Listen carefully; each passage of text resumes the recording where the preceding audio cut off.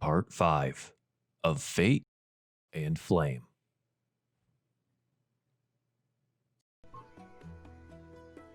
Welcome, everyone, to DieFall Alderheart, episode 25.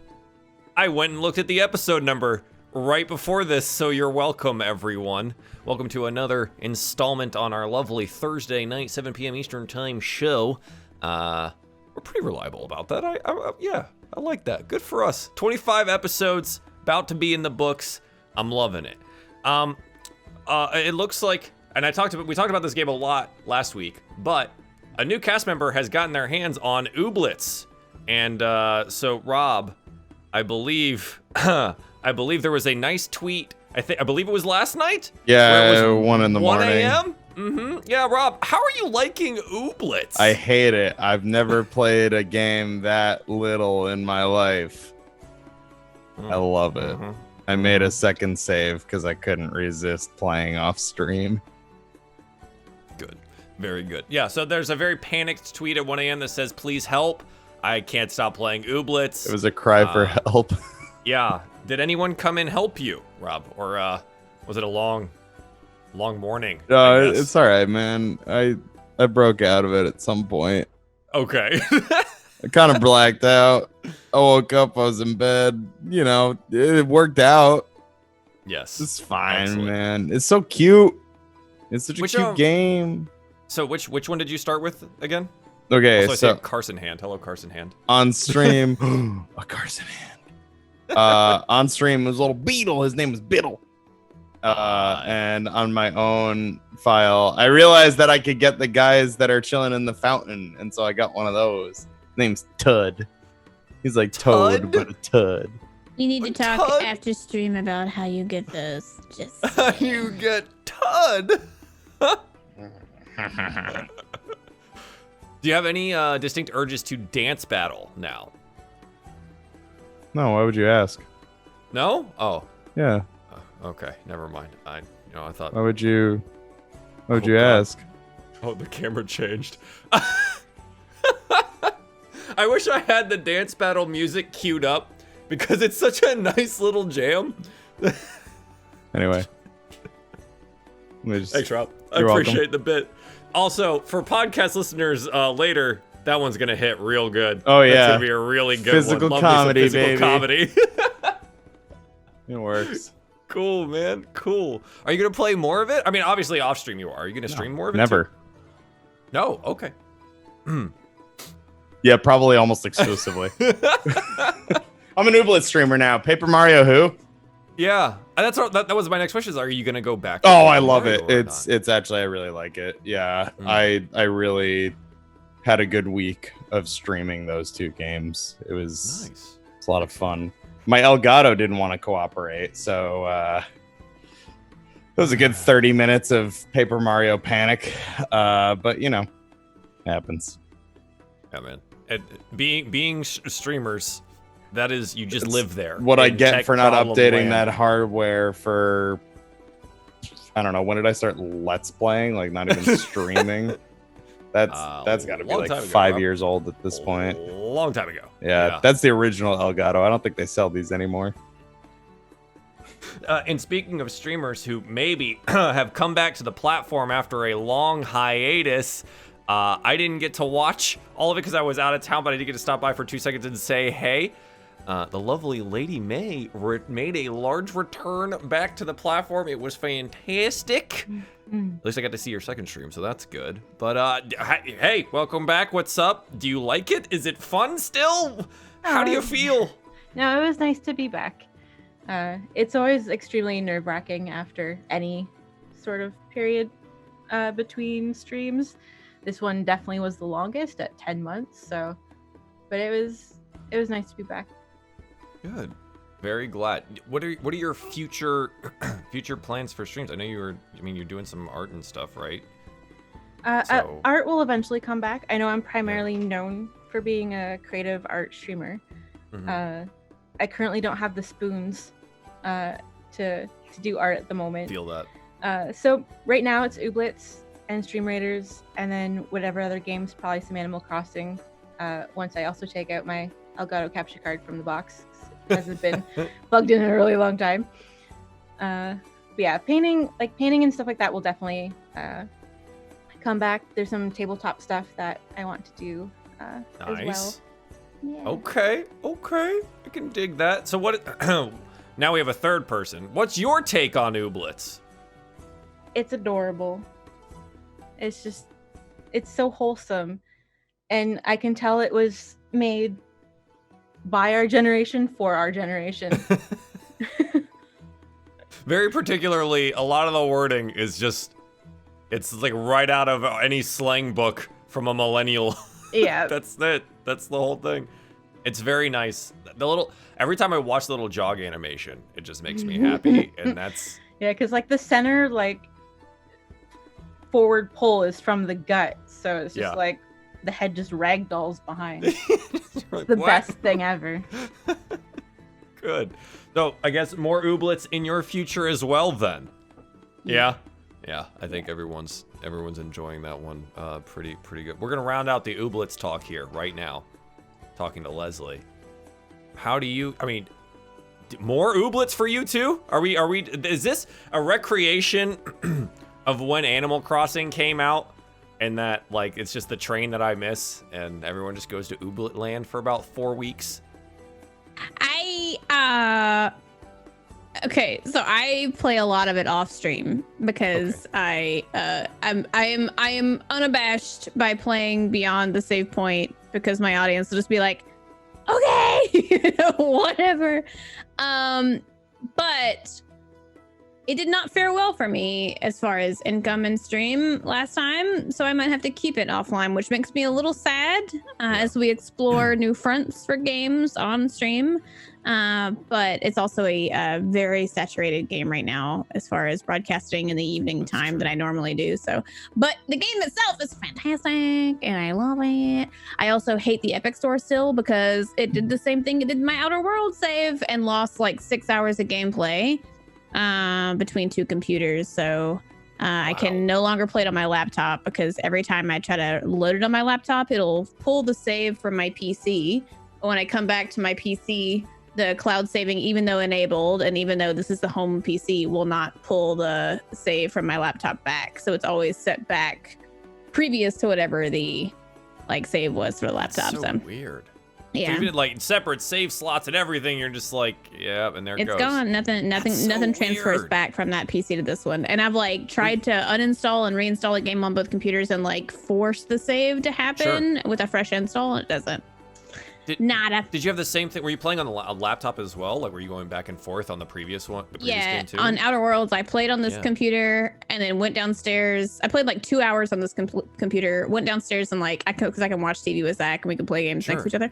And so we sat there and were playing games for quite a while. And it was a couple of nights doing that. And then I came back to my computer to play and it wiped the save from like the cloud. So I couldn't even access the cloud save for that computer anymore at all. So I couldn't like be like, oh, I'll only play it on my laptop. The moment I opened it on this computer, it wiped the old save. So it was like, yep, that is definitely an Epic issue because it's something in their cloud saves that are just screwing you. That's awful. Yeah. Holy moly. But I will say I did play some Torchlight 3 today. Okay. That's already out? It's early access still right now. Okay. I'd played it on stream about 3 weeks ago for their first early access drop, and it had its issues. Like you could level, but as you tried to quest, once you got to a certain point, it would kick the quest back to being level 1 quest.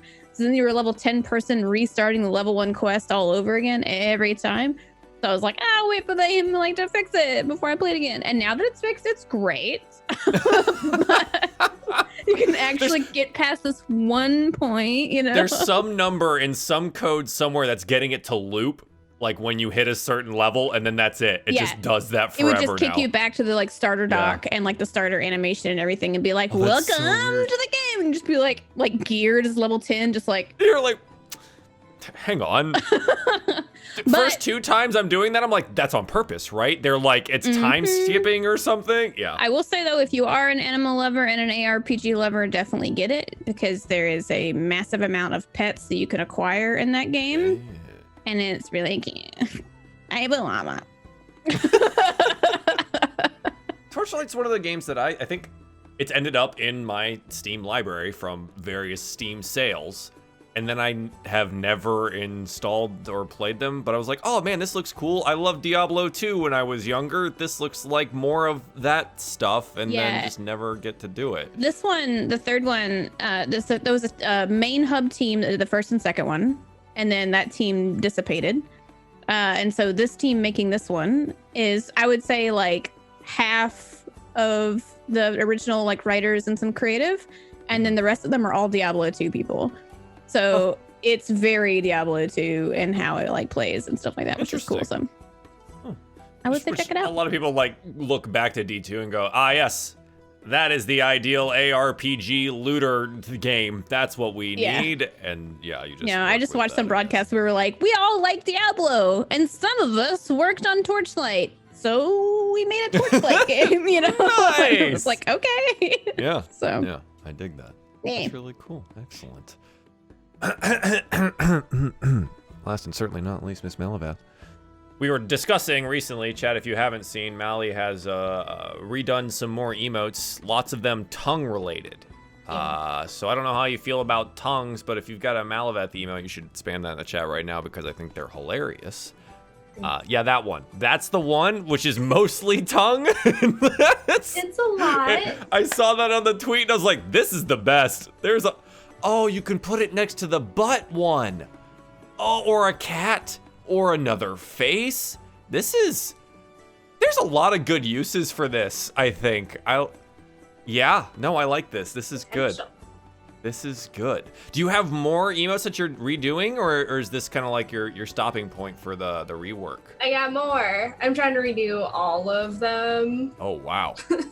Okay. Yeah, okay, and then sure. I gotta do like the tier 2 and 3 ones. Not that anybody's gonna really use those. I just feel like I have slots You gotta do it fill. though, right? Yeah, they're available. You gotta use them. They're just sitting there. Maybe we could God, like rotate some out or something. I honestly wish they would just nix the tier 2 and 3 emotes and just put them in the regular pile and just let everyone have them, please.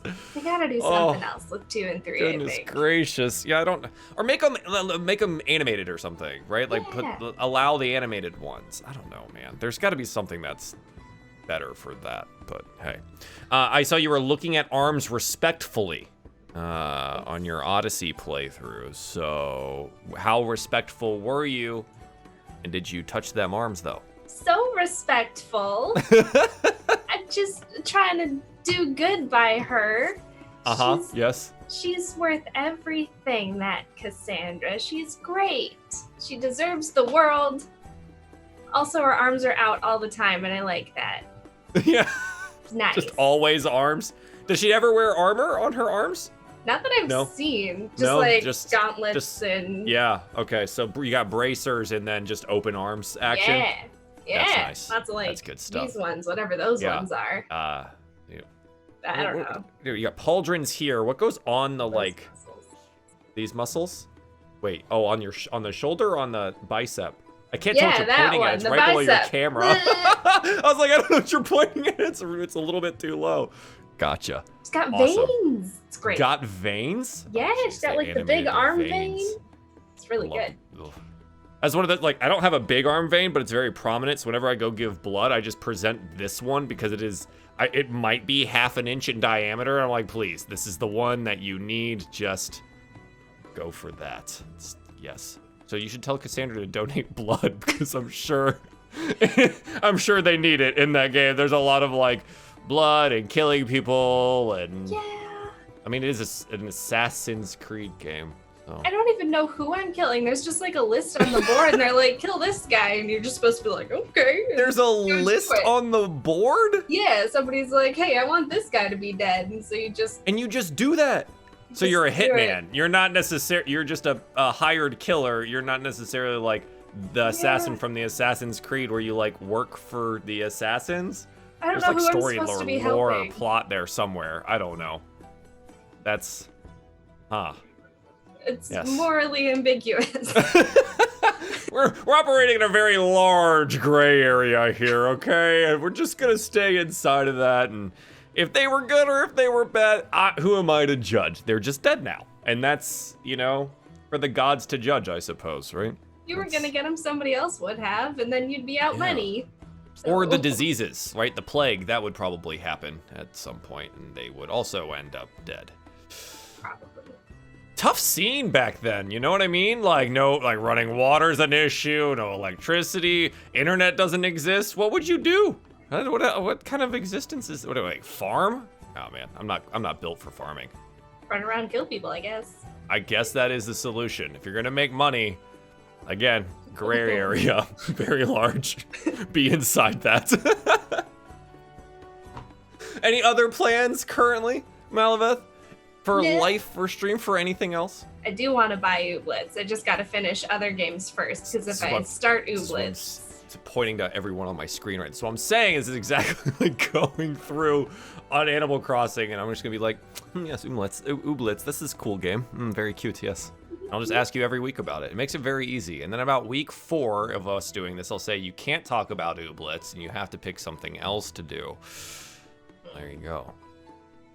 So, do you guys want to play Dungeons and Dragons at all today, or you just want to like chill for a little bit? You just want to like sit around? Oh, the Dungeons and Dragons thing. Okay, yeah. All right, let's do that. So let's roll for recap, shall we? Yes. Roll me a nice 1d20, and whoever gets the closest number to mine. Oh wow, you guys rolled really quickly today. Pez with a natural 1, Dagonet with a 2. Lucky with a 14, and Eli with a 16. We have a nice array here. My die roll is gonna take forever, apparently. I have a 3! All right, Pez and Dagonet, pick a number. Actually, Pez, pick 1 or 2. 1. It's 2! It looks like Dagonet is going to do our little recap for us today. So please, Dagonet, what happened last week on DieFall Alderheart? Well, it was our last few days at the AVM, and you know, I took to resting. You know, my little wobbly legs needed much needed break. Eli helped Oswald and the rest of the staff in the research to see what could be done about the thing that we need to fight, and you know, they were successful in that there is this item that we need to get, and then they kind of know that there is this conjuration circle that we have to go to. I'm not one with magic, but someone will make sense of it. Pez wanted new instruments, so her and Loki decided to go back down below the library, and you know, they got some bones, but they decided to investigate the desk of Oswald, and unfortunately that did not go too well. They got the disc open. Unfortunately, it opened by exploding in their faces. You know, that they were pretty hurt by that, so they had to spend a few more days in the infirmary. But they recovered, got some new shiny things for them to use. But finally, we were able to leave the avium, thankfully.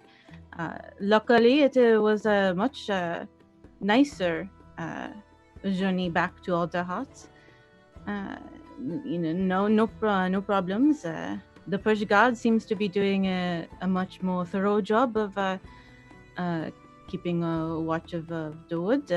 When we got to Alderheart, it looks like the refugee camp is coming along quite nicely with nice built homes. You know, we went to the council and you know, got on the same page with them. Unfortunately, Oswald and one of the council leaders, their brothers, there's something going on there, a little family rift, maybe. And we're back in town to see this friend of Oswald, the Seer. And that is, I think that is where we are at now. Yeah, exactly. Oswald's friend, or Oddwald's friend, the Seer. Her name is Susan, and you'll be meeting her at some point in time in today's episode, which is lovely. Susan is a lovely, lovely lady. I actually like her a whole heck of a lot. So, this is where we find ourselves. I think we ended last week. Lucky went and visited Eliza and basically just let her know that they're in town and wanted to check in and things like that. The rest of the party was, Dagonet and Eli went to go see the council. They met with one of the council members who turns out it's Oddwald's brother. And Pez went to go visit her parents, and I guess we figure out where everyone ended up for the evening, right? Like, I think that's the first step. You guys went and got a room over at the Half Full Cup, and the owner was conspicuously missing, but their daughter was there to take care of you all very successfully, I hope. And you guys were able to at least find a place to rest. So after leaving Eliza's, Lucky, where do you just return back to the rooms that you guys had gotten, or to wait, or grab a drink somewhere? What's Lucky's plan with the rest of the evening here? Okay, let me think. Correct me if I'm wrong. We discussed in character that I would go to the Half Full Cup, correct? I believe so. That's where you guys had gotten rooms. Yeah. I remember so we I didn't split, know if you were just but I can't remember if we talked about we were going before we split or what. I don't think it was entirely decided on when everyone was meeting back up after whatever errands they were running, or but this is absolutely one of those things where we're like, oh, and you guys have a conversation because you're people and you talk about things before you just go run off and do them, right? Like Pez isn't just gonna run off to the Bows neighborhood, go see her parents without saying, I'm going to go see my parents, I'll be back later tonight, or I'm gonna stay with them, right? Like that's not, your friends. You've been traveling on the road for weeks now, so yeah. So you just tell me, what do you think? Where do you think you would you stop somewhere else, or would you go back? What's your deal? The only reason I would have gone anywhere else was to meet with them at their location, so let them know that I did get a room at the Half Full Cup. But if they assume that if I've gotten one, then I would go back to the Half Full Cup and just like... Let's say that like you stopped outside the Half Full Cup when you guys split up and you're like, hey, I'm gonna go get us rooms. Yeah. You guys go do the thing. Meet me back here, and we'll just say that's the deal that happened there. Yeah. So I mean, because I'm just gonna go back there, and realistically, he just wants to like grab a tiny like pint and just kind of like eavesdrop on what's been happening around Alderheart since we've been gone, based on any chatter from the variety of because the Half Full Cup isn't like full refugee, it's like kind of middle of the bar and it's crew, so it'd be interesting to hear what all their stories would be. Yeah, the Half Full Cup is patroned by some paying customers like you. A lot of these rooms are very, very full here, but it is also full of it does have refugees as well. Remember when you guys arrived originally in Alderheart, they weren't taking refugees here, and you had spent some time trying to convince them to do that, and it took the council themselves actually mandating a lot of these inns accepting people to do so. At one point in time, before the new neighborhood was built in the Roots, this place was very full. You remember seeing that there were refugees on one of your returns from the trips that were actually sleeping out in the common areas themselves. They had pallets and cots out. There was a woman that you guys had staying there with their child and stuff like that. There was a whole thing going on there before the Roots neighborhood was really getting up and running. That seems to have calmed down a little bit. They're definitely still very busy, and a lot of it is because they have very many paying customers utilizing the rooms, similar to how you are, basically just stacking them full. So there's a lot of people that are hanging out here. Yeah. So you get your gerbean-sized cup, right? It's a busy. I'm gonna call it a busy night. The shops are closed now, right? So you've got people that are coming in from the shops after a long day of work, trying to grab a drink, relax a little bit, maybe get a meal.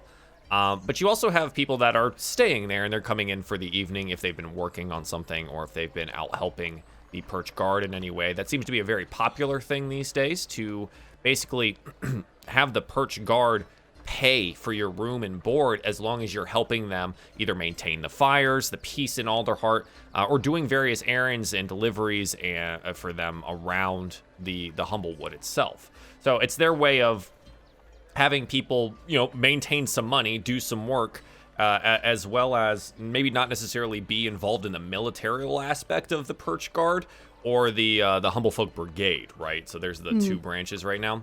So there's a lot of people doing a little bit of odds and ends. There's also adventurers in town as well. There's people that have been doing these kind of odds and ends jobs or used to be bandits of some kind, very similarly to Lucky and Eli, and they're trying to make a living too. So there's a conglomeration of people that are definitely here at the Half Full Cup. While you're sitting and drinking, you basically hear a bunch of these things around you. Some are stories about you and your group, about there's also rumors about what was found, the aspect. It seems that tenders have returned from the front lines, as it were, of the fires, and have reported sighting this enormous aspect, this elemental. So now there's a lot of these stories floating around within Alderheart itself. It seems a little bit muted, but some of them speak furtively and a little bit scared. Like, if there is truth to this, it's kind of a really huge deal, right? And people, they may not take tenders super seriously, but, they're trustworthy people, and everyone knows that. So you definitely hear a couple of those things around. Some people break out into song at some point in the night, and they're singing the Heroes of Alderheart song that Pez wrote before they left. So that's a nice little touch. People seem to leave you alone, though. No one approaches you. No one does anything. And roll me a perception check. Sure. 22. 22. Yeah. So you take a look around the room, and everyone seems to be kind of in groups. There are some solitary drinkers, and they seem, as they gaze into their cups, they seem to be soothing something on the inside. But everyone seems to have their own thing going on. One person, their eyes seem to linger on you, and you meet them. This is where your perception check comes in. And they give you a slight nod. It seems respectful, and it's like they potentially recognize you. It seems to be maybe a middle-aged hedge gentleman, and they're just sitting at a table with what looks to be either their workmates or something. They're all dusty from either the road or work. It seems that one recognizes you in some way and just lets you be, but does give you a respectful nod. Lucky's just gonna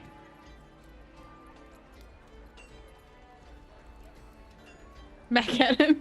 Yeah. Kind of gives the small smile or slight shake of his head and lifts the drink and takes a swig, and and that's about it. People seem to leave you alone.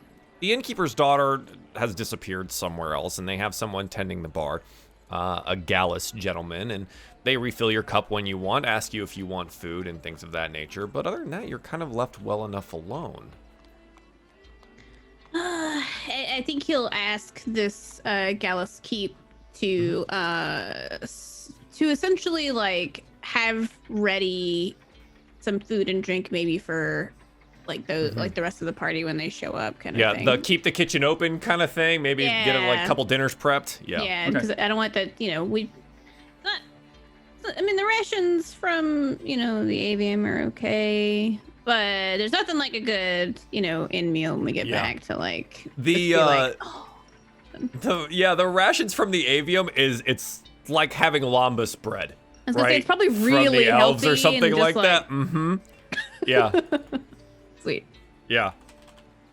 Okay. So, is there anything else that you want to do this evening, or are you going to wait on your friends here? No, I think in general, what Lucky was looking for is to hear that things have still been, in some and any ways, moving forward in a direction that's for all kind within the Alderheart walls, and that since we left, there wasn't a rift or a divide or any weirdness or whatnot, but that, you know, the inns had been taken in refugees and that some of them had been, you know, able to get a little bit of work or trade for pay in with like the guard and stuff, or the patrol services, or the keeping the fires lit, and like, you know, importantly, that the recycling food waste system had still been implemented and taken care of, you know? Sure. Upon everything that you've seen here, Alderheart's functioning rather well and relatively efficiently for the, you know, everything happening. It's taken, I guess, a couple of strong arms from both the heroes and maybe some of the people up at the top to really get it going. But it seemed to be, if not for all the people, thriving. There's so many new people here, so many new goods and wares that have been brought, so many new tradespeople, and it's crowded, but it's doing okay. All right. Well, he just kind of relaxes and like enjoys in like small bit of snacks that he might have ordered for himself and drink, and just wait for everybody to show back up. Absolutely. Pez, are you staying the night at your parents' place for this evening, or did you let the party know you were coming back? What was your plan? I think I would have gone back to the inn. I would have maybe stayed for a bit, but yeah, sleep at the inn. Yeah. So they give you a hug goodbye and know that you're in the city and you're gonna go stay with your friends, which is totally fine of them. They try to convince you to, you know, bring all your friends to their house, which you remember is kind of small and out on the limbs, and Dagonet's not very comfortable there, but, you know, you assure them you'll maybe bring them by for dinner at some point, right? So that's, yeah, it goes pretty well. And you guys you're able to go back to the half full cup there. Is there any conversations you want to have with Lucky prior to us going to visit Dagonet and Eli here?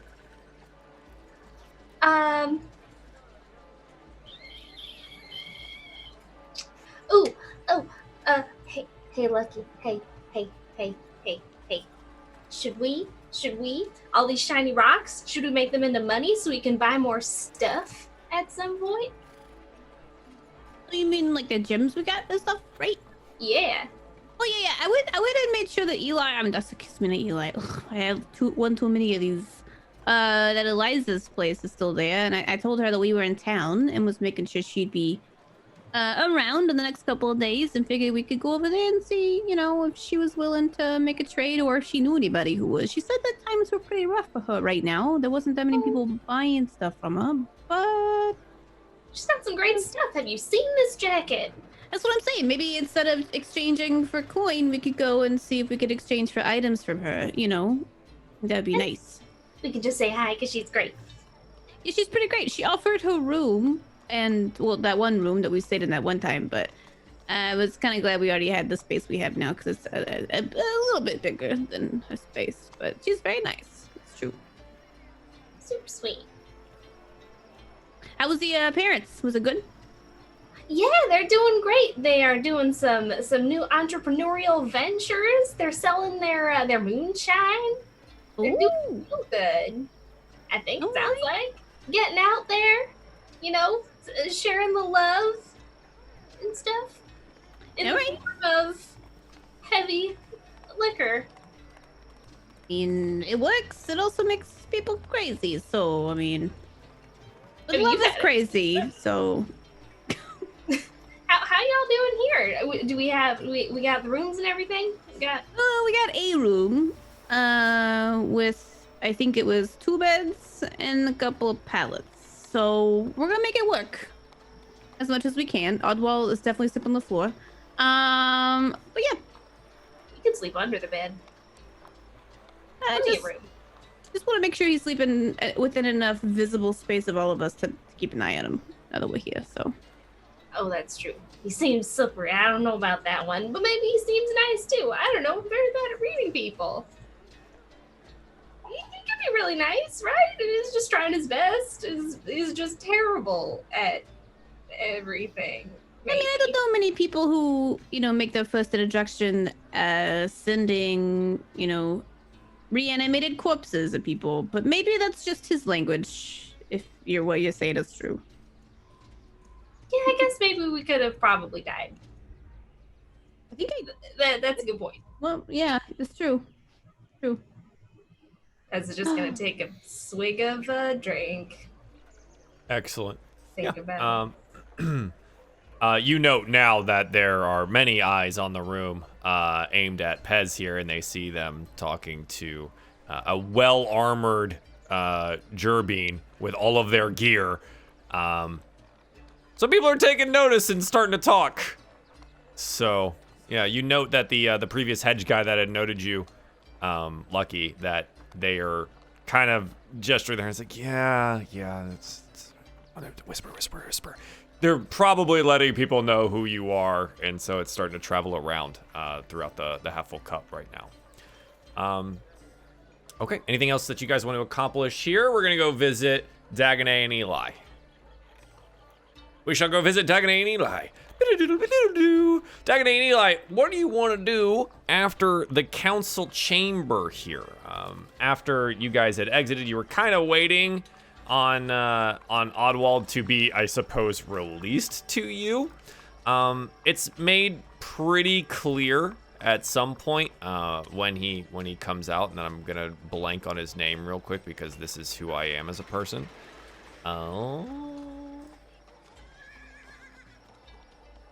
Bricio, thank you. All right, Bricio, the brother, comes out at some point and says, I think it would be best if my brother stays with me. Not that I don't trust you, but we have more things to discuss, and, well, I suppose the brother's watchful eye is as good as any. Insight check. Absolutely, go for it. I don't trust anything anymore. You broke me. 20. That's a 20.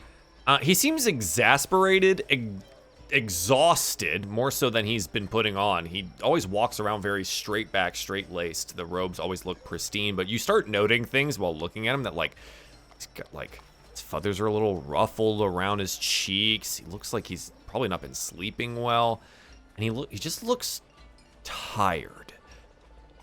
But nothing in his voice or the way that he's, talking to you tells you that he's lying about watching his brother. It seems like he genuinely just wants to talk more to him. All right. Yeah. Shall we link up at some point tomorrow then? I guess we'll just Yes, in the morning you can meet him, let's just say outside here, and you can be about your business. All right. A good evening, then. You as well. You are left there in the council antechamber. So, whatever you would like to do. Well, I don't know about you, but the half full cup sounds pretty good right now. Well, I would definitely agree. I'm a little relieved that he's taking him off our hands. It's one less thing I have to worry about tonight. But yeah, I would definitely enjoy a drink back at the inn. All right. Well, suppose we'll mosey on over there. Hopefully, I don't know. What do you think? Lucky and Pez stole out of the trash this time. Oh, that's... I don't dare to guess with those ones. It would hurt my head too much. Yeah. It's some sort of proverb that isn't coming to mind right now about trying to predict the unpredictable and what a fool's errand it is. And maybe that's the proverb. Maybe I'm a prophet after all. Well, they are young. It is the time to get up to all the antics. Yeah. All right. Let's go see what they're up to. All right. So you guys head back onto the half-full cup. You enter to find that Pez is fielding many a quill pen and random sheets of parchment paper for autographs. Though there are some that are approaching Lucky as well, maybe a little bit more sheepishly. about it, but they're like, I really like how you've saved Alderheart a couple of times, and my mates would really like to know that I got to meet you. And I feel like he would start giving out a couple of signatures, but once it got to his threshold, he's like, hey, I only do spit handshakes now, so unless you're down with that, it's nice to meet you. some of the more dusty folk are way down for that, and you are given many a spit handshake because now you've locked yourself into this. Hey. Yeah, that happens. Oh, well then put her there. I'll buy you a drink too, right? And that's good. Thanks. lots of drinks are placed in front of you, both Pez and Lucky, as the bar begins to really recognize who these people are. So this is what you enter into, Dagonet and Eli, and it is really clear who Dagonet is in their full armor regalia, walking in, spear in hand, big old shield, plumed helmet. Everyone turns, and then there's a big ah! And there's a lot of rounds of drinks that are served in the evening. You are eventually able to shoulder your way to the portion of the bar that Pez and Lucky are at. But many people are trying to talk to or get Pez to sing a song or buy you drinks, or you're very popular right now. The heroes are so in this year. Well, that's different. How does the interim innkeep look right now? You just like rolling in cash, like just duck style or whatever? Trying to keep up, because now that people are buying drinks, not just for you, they're buying them for each other, and mostly of like celebration of being alive, right? It's turned into a party now, so everyone's getting new drinks, and those that were even selling have, kind of perked up and are looking around, and some have come up to the bar and are talking to other people, and it's getting to be a thing. The barkeep is keeping up for the moment. We'll see if that changes at any point in time, but as of right now, he's doing okay, and he's getting all the tips, especially off the bar, as quickly as possible before they're palmed or pawed by someone else. And yeah, it's going. Some of the harder stuff does make its way down the bar, so it is up to you guys whether or not you're going to end up partaking in that, but people they seem happy. It's a nice occasion to have the celebrity heroes here, and it's something that they're going to be happy to tell their families and their friends about in the days to come. I feel like Lucky definitely partakes. Just the fact that like I'm not in the avium anymore, and this is really nice that everybody is actually recognizing us and giving a right patoot about it instead of them just being snooty. So he's just like, thanks man, cheers, thanks man. And probably in the long run of time is now trying to ask Pez to sing too with the crowd. Mm-hmm. Like, yeah, what about the one? What about the? Yeah. Oh, do you tell them about the new ones though? I feel like Lucky definitely drops it at some point. Like, oh yeah, like there's some new stuff. Yeah. There's some new material. Our adventure at the avium, right? Tess has had a drink or two.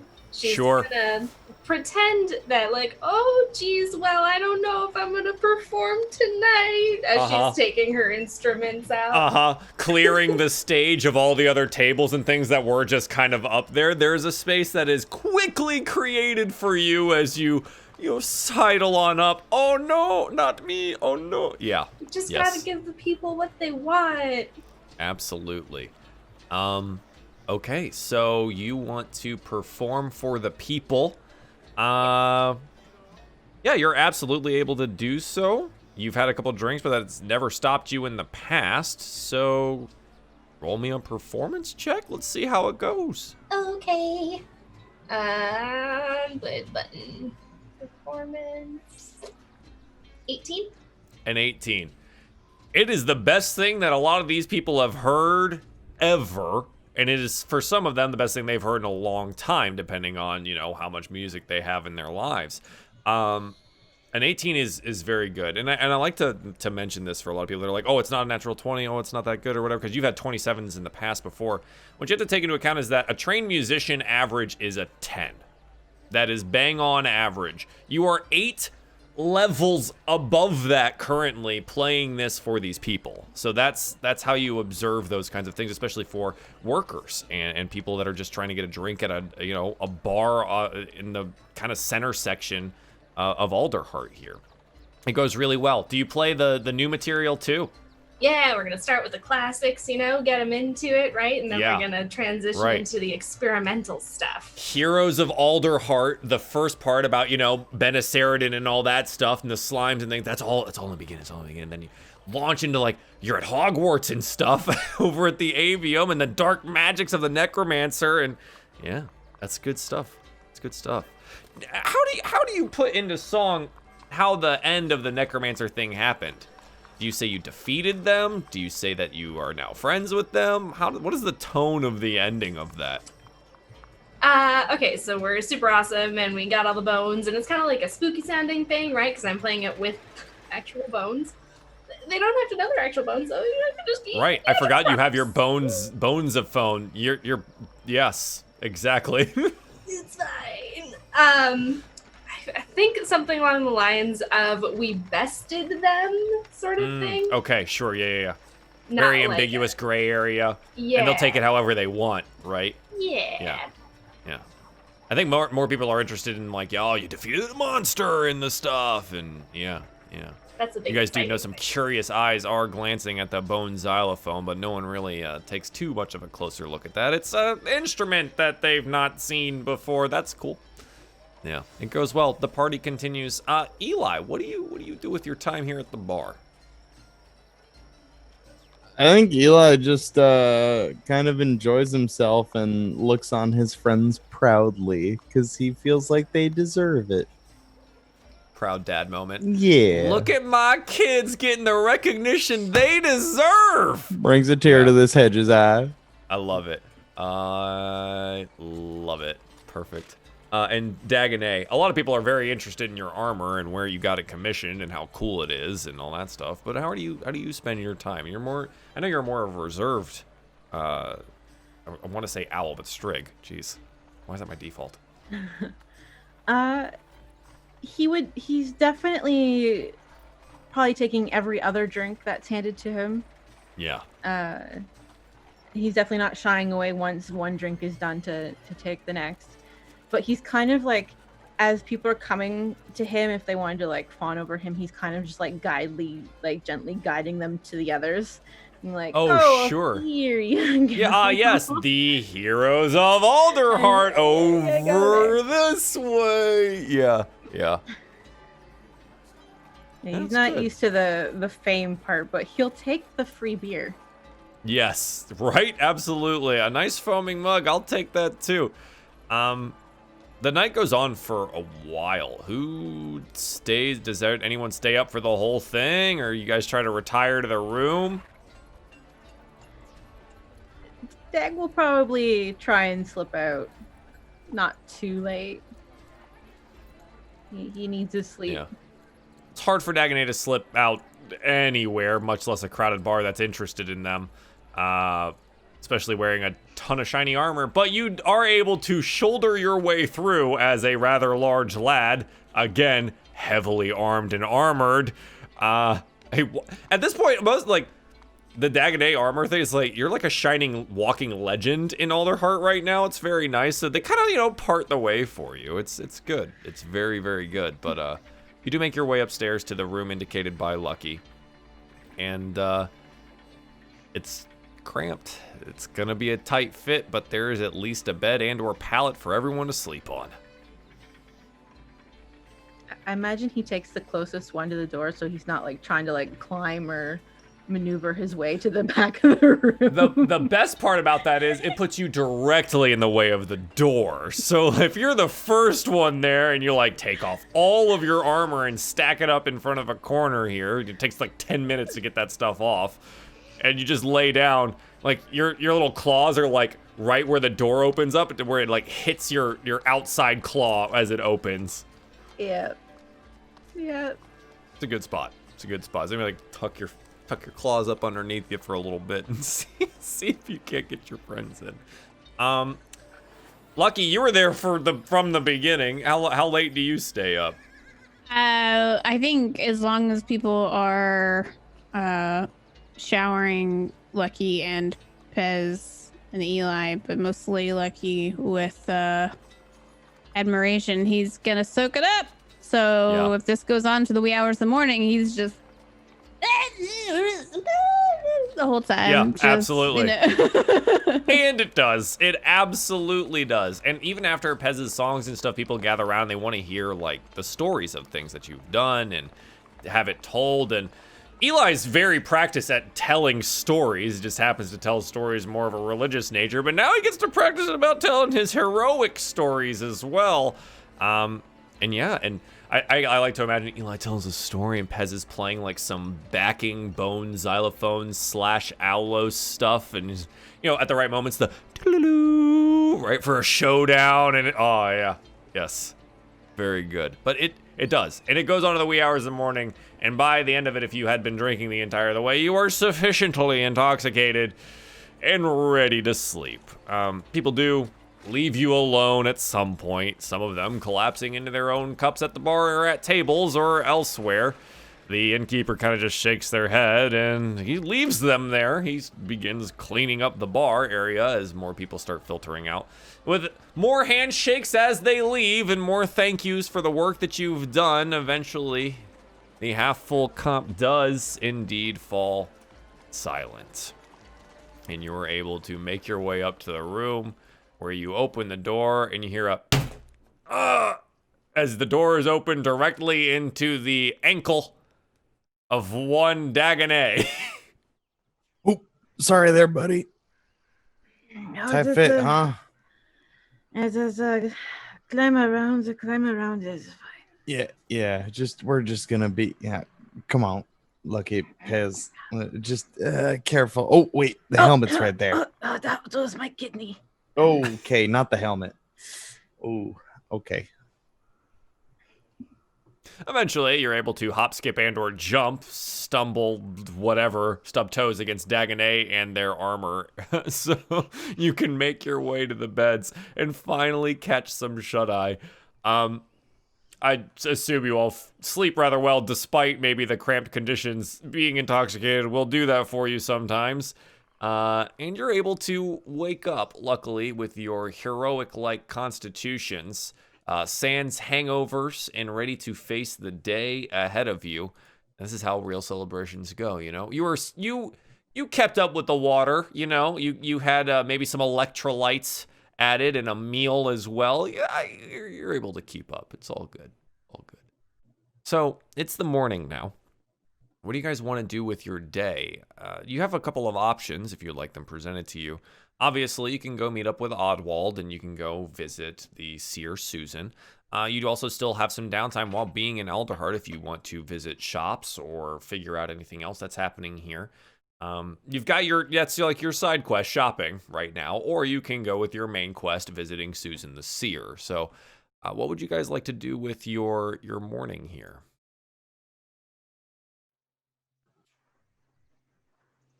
I would like to go see Eliza and say, "Oh, what up?" Yeah. Okay, yep. I would think that Lucky relates to you guys at some point in time, either during the evening or during in the morning. A visit with Eliza and how that went. Yeah. And it's fine. She knows that you guys are alive, which is really good. So you guys head on over to the market district to find Eliza. Eliza's shop is open. It's ready for business, and they are inside. Seems to be putting some stuff up, tidying a little bit.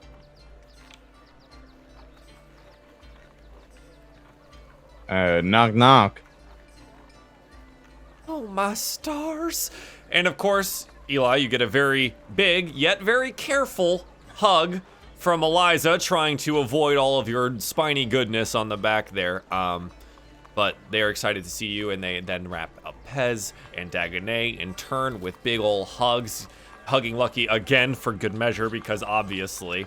And you guys are allowed inside the shop here. And you note that the shelves are relatively full of things. Well, how you been? How's business? Oh, well, like I was telling Lucky last night, the people here aren't necessarily looking to buy magical things or trinkets or anything else of that nature. And, well, it's a little rough going at the moment, but, you know, the place is paid off, so I don't really have to worry about that kind of overhead. And so I'm just, every once in a while, a sale comes through, but mostly just bored.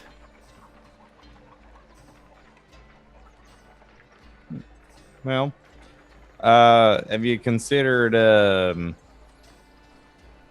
don't know, having like a more general store area of the shop? I mean, you could still specialize in magical oddities, but maybe something to draw people in. I do a little bit of the odds and ends and general storing, but she gestures out the window right across the street where it says general store in big letters right across the way. Competition's rather fierce. You thought about adding one of them there espresso machines on your counter? Oh, you mean like turn this place into a little cafe too? Yeah, I mean, it seemed pretty popular. I mean, we saw it at the all the way at the Avium. Well, you know, I've been practicing my baking. I got nothing much else to do, and got an oven I'm not using too much of otherwise, and yeah, you could throw up some of them like picnic tables out front. You know, make sure they don't, you know, grumbly fingers and then touch the merchandise. But you know, have a little cafe out front. Tables and cafe and.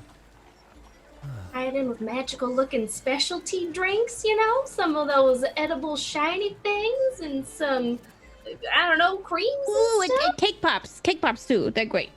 What is a cake pop? It's when they take the cake slice and just put it on a stick so you can eat it easily. It's pretty great. Just it's cake on a stick? Yeah, The sticks could be like wands.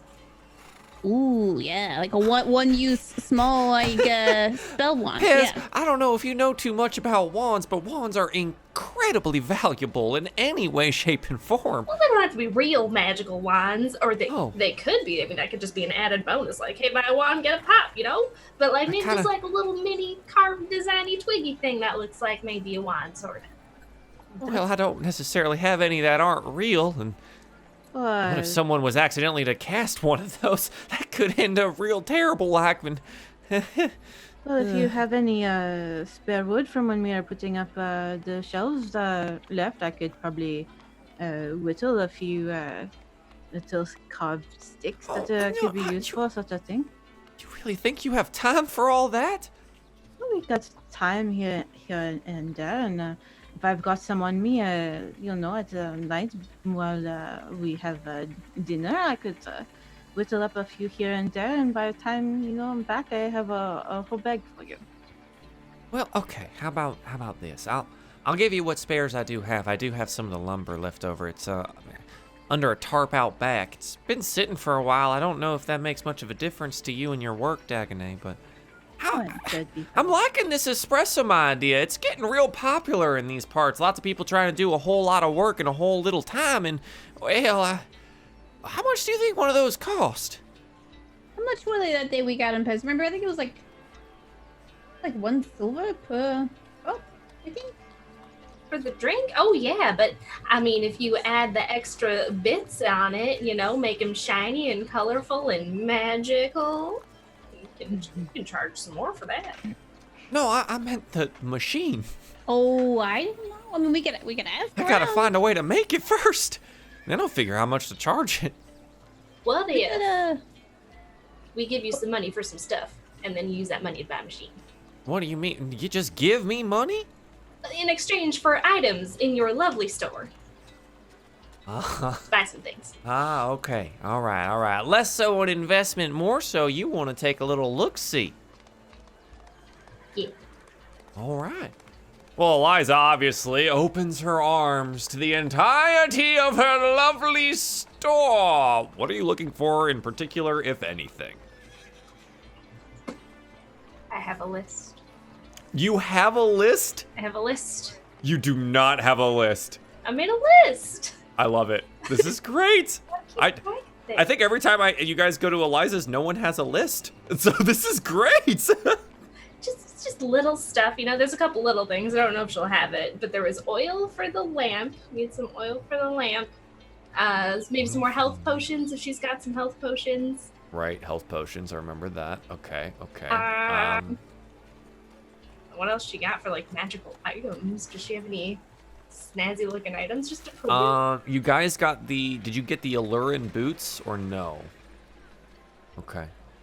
Bracers of archery. You got the cloak of Strig kind. Efficient quiver. A feather token of a bird. A feather token of a tree. A figure of wondrous power in the shape of a raven. A ring of feather falling. The robe of useful items you already purchased. And a staff of the python is what she has currently available to you that you can find here. An investigation check could reveal more. He's looking around, scratching the top of his head. There are various scrolls and things of magic as well, if you were looking for those. You don't have any hats, do you? My head's been getting a little cold when we've been traveling. I was trying to see. Oh, like a warm hat rather than like a brim hat? Well, it doesn't matter. I mean, if it's a nice hat that might have some extra, juice to it, if you know what I mean. Oh, a hat that does a little extra? Well, let's see if we can find anything here. Sometimes things get a little jumbled up, and it takes me a bit of time to, go find something that says hat. I mean, you never know. It could be stored in the back, dusty a little bit. I don't mind them dusty too. So. Yes, it does seem that I have a hat that you might be able to make some good use of. It has that little extra something that right. you might want. Okay.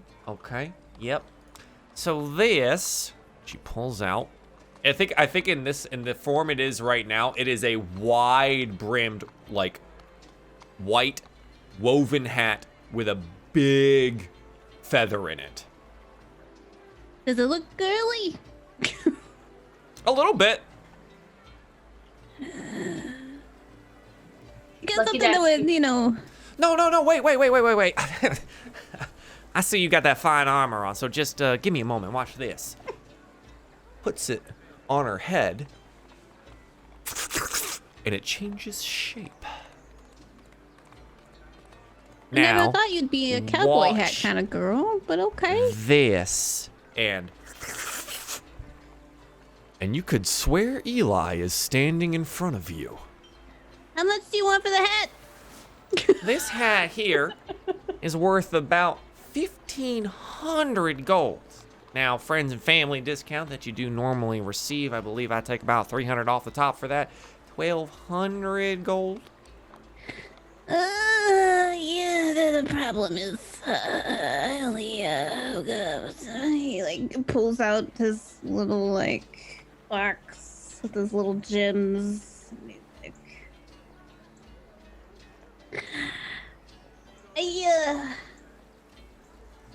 Okay, here's this. All right, here's this. How about I give you about 900 gold worth in gems in this beautiful box. Beautiful, straight from the avium. And then I'll do all your investigating on the espresso machine for you. I know you're busy here. I don't mind visiting other shops in the area and asking them if they have any old machines, maybe that they want to sell at a discount. I can look into it for you. Do a little heavy lifting. Honestly, that might be worth a. Yeah, all right. And with the box too, you say it's from the avium. Yeah, straight do you from know the what avium. was it? Do you know what was inside of it? Is it magic or trapped? There was a magic item inside of it. He eyeballs over at Pez. I think it was some sort of stick. I don't know. It's not mine anymore. A stick? Yeah, it was a magic stick. At the avium, a stick. Yeah, I mean they got a lot of magic stuff too. Yeah, it's a you're just playing with me. Of course it's a wand. Jesus. Just jokes. I think that's well worth it. The gold, the box, and the investigation on the machine. I think that's. Well, I think the hat will look rather fetching on you in whatever style you're gonna pick. So, Yeah, you've got yourself a deal. Perfect. Right. He like slides the box onto our counter. Oh, I was rubbing a hole in my hip anyways, carrying that. Whew. It's big. Yeah, so all the things go onto the counter. Please subtract them from your character sheets. And I will add to your pockets 1 hat of disguise. While wearing this hat, you can use the action to cast disguise self spell from it at will. The spell ends if the hat is removed. It literally just takes an action. You can take whatever disguise self form you would like. It is an incredibly powerful item in the right and or wrong hands. So, that's how to disguise it. Oh no, I didn't grab your character sheet, my bad. And I will drop that in there. Okay, is anyone else looking for anything? Does she have any cute fabrics? I kind of want to maybe try to disguise the wand a little bit so it doesn't look like Too much of a wand. too much of Oddwald's wand. True. You're gonna be traveling with this guy who literally owns this wand. Yeah. Oh, goodness gracious. Does she have some fabrics? Yeah, sure. Yeah, what do you need? There's some odds and ends. Eliza's got everything kind of shop. Got some ribbons, maybe put some ribbons on it, and then tie a little bell at the bottom, you know? So it jangles dings when you... Yep. You are. And for whatever reason, the bell, when it rings, it sounds like dew in the morning. If that had a sound, that is the sound the bell makes. It's like a whole new instrument. So there you go. And yeah, it seems... Roll me a disguise check. What the heck is that gonna be for you? I want to know how you do this. Or to what capacity this is done. Oh my god. You don't have a disguise kit. You have this. This is gonna be... You're gonna be trying to deceive Oddwald with this. So this is a deception check. Lucky for you, that is a charisma check, so that's a 10. All right, we'll see how Oddwald does in recognizing the wand he's had for decades. It's wrapped in ribbon. There's no way. Yep, true. Also true. Okay. Is there anything else anyone would want from Eliza's shop? Is there anything that costs literally 6 silver? Because that's all I have. 6 silver. I haven't made any money this whole adventure. I just gave it all away. You did give it all away. There is a small token with a ram's head on it that Eliza will part with for you for 6 silver. Originally, it's a 5 gold piece token. Oh my god. Fresh discount. As far as you know, it doesn't do anything. But Eliza goes, now, it's about as bullheaded as you are, so I think you deserve this token anyways. Just hand over the silver. All right. Good. Just want to support the shop, but Soul Hedge don't have much to his name right now. That's all right. And she throws it on like a leather cord for you. It says, you just wear this then. Yeah, I'll do that. Yep. So it's like it just sits on the cord and it's just this ram's head. Medallion. Yeah, man. Just gotta get rid of this stuff somehow. No one's buying it anyways, right? Like what? Who's I'm gonna come trying to help. And just buy this ram's head token. It's been sitting here since episode 1, so you know we're gonna just get rid of it now. It's fine. But yeah, it's a really dope medallion. Everything must go. When it starts making goat noises when magic things are near, that's when we know we've really hit Witcher status. We're like, place of power, must be. And then we'll just move on from there. Yeah, this is small. Is there anything else you guys want from Eliza's shop? Deep discounts today. Deep. How much would 3 healing potions be roughly? Right. Let me check healing potions again. Do you want regular or do you want like the big boys? So you've got potion of healing, which is 50 gold pieces. A potion, and that does 2d4 plus 2 hit points. A greater does 4d4 plus 4. Potion minor tier uncommon. 44 plus 4, so it's like 2 of these potions. Yeah, so they'll be about 100 apiece. They're literally double. So. Okay. There is a superior as well, which is double that. So that would be roughly 200 apiece. I think I just have. But I don't think she has any of those right now. I think I just have 5 regular, so maybe some BB boys. Unless, Dagonet, would you like anything? I have literally so much money. Did you? What? Pez is so rich.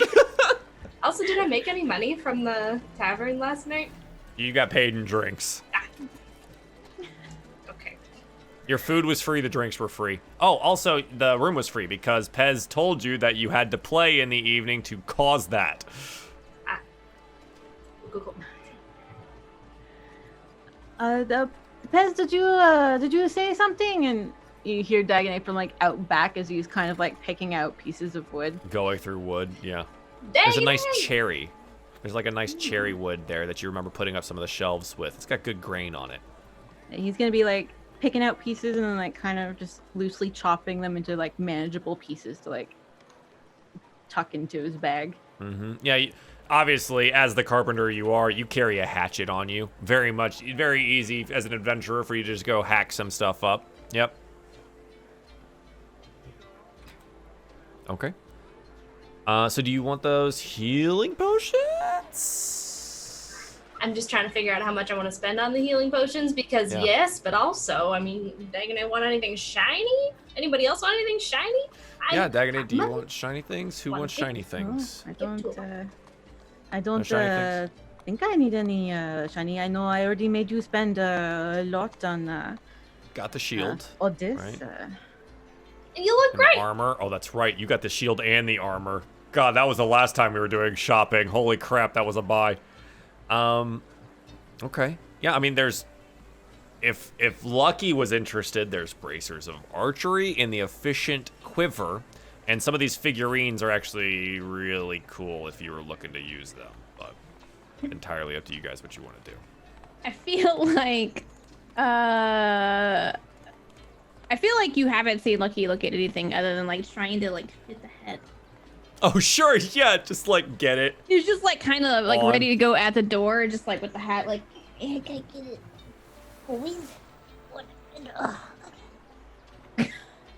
I like it. What form does the hat take when Lucky gets it on? Oh my god, if you see me over here giggling, you'll know why. Are you ready for this? I am absolutely ready. 100% this form. Oh god, here we go.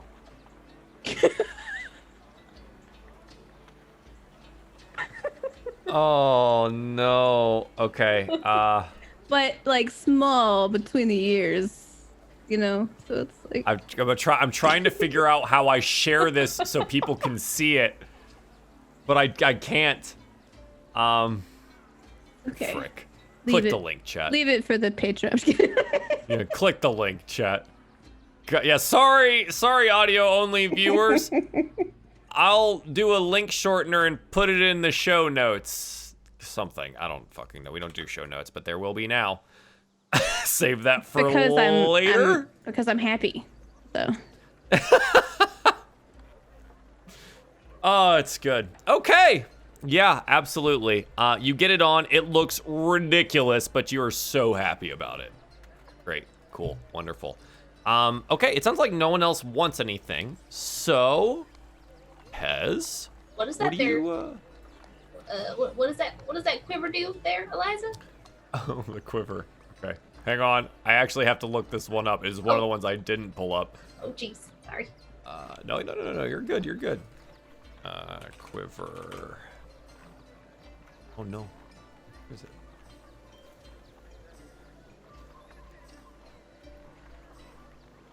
Okay. Efficient quiver, I believe, is the one that never runs out of arrows and or bolts. It costs 350 gold pieces. Hang on, I'm looking up. This looks to be a typical arrow container capable of holding about 20 arrows, or bolts in your case if you're going to use your crossbow. Three distinct portions, each with a non-dimensional space, allowing it to store far more than would normally be possible. Okay.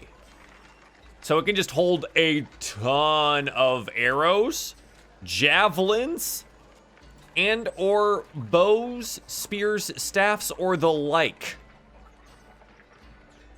I'm gonna buy that. Okay, you have an efficient quiver. This is on a steep discount, it seems. I must have the wrong frickin' item. There's no way. Hang on. Okay. The Roll20 Compendium has it. No, it's the same. Wow, yeah, you got this for a deal. Excellent. Okay, you have an efficient quiver now. I will put that in your pack, and I'll give you a handout for it, because it's got some, like, rules and things listed on it.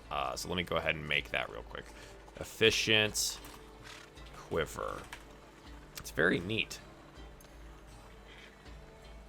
3 compartments, extra dimensional spaces. Very neat, very neat. Got pockets and compartments. It's got, yeah, it's exactly what you've got. Your robe with pockets and compartments, and now you've got this quiver with pockets and compartments, which is really cool. Give me put that in your journal, and you can also edit that if you so choose to say what you've got like in there. So it's the handout is now in your on your journal, and then I will put the efficient quiver on your person. So it's just in your items now. Okay. There you go. I thought it was just like an endless. No, just it can hold a bunch of stuff. It's just got small pockets of extra dimensional space. That's kind of cool. Very neat. Got to learn a new magic item today. It's got pockets. Oh my god. Okay. The healing potions. Still interested? Yeah, 3 of the 100 gold ones. 3 of the 100? Okay, yep. So go ahead and mark off 300 GP and put that you have 3 greater healing potions. Yeah. Check the quiver for money. This is not the same thing as the robe, guys. This one's empty, okay? If you want to stock your quiver, that's going to be a whole different story.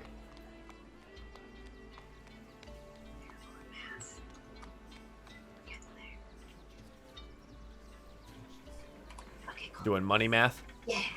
Yeah.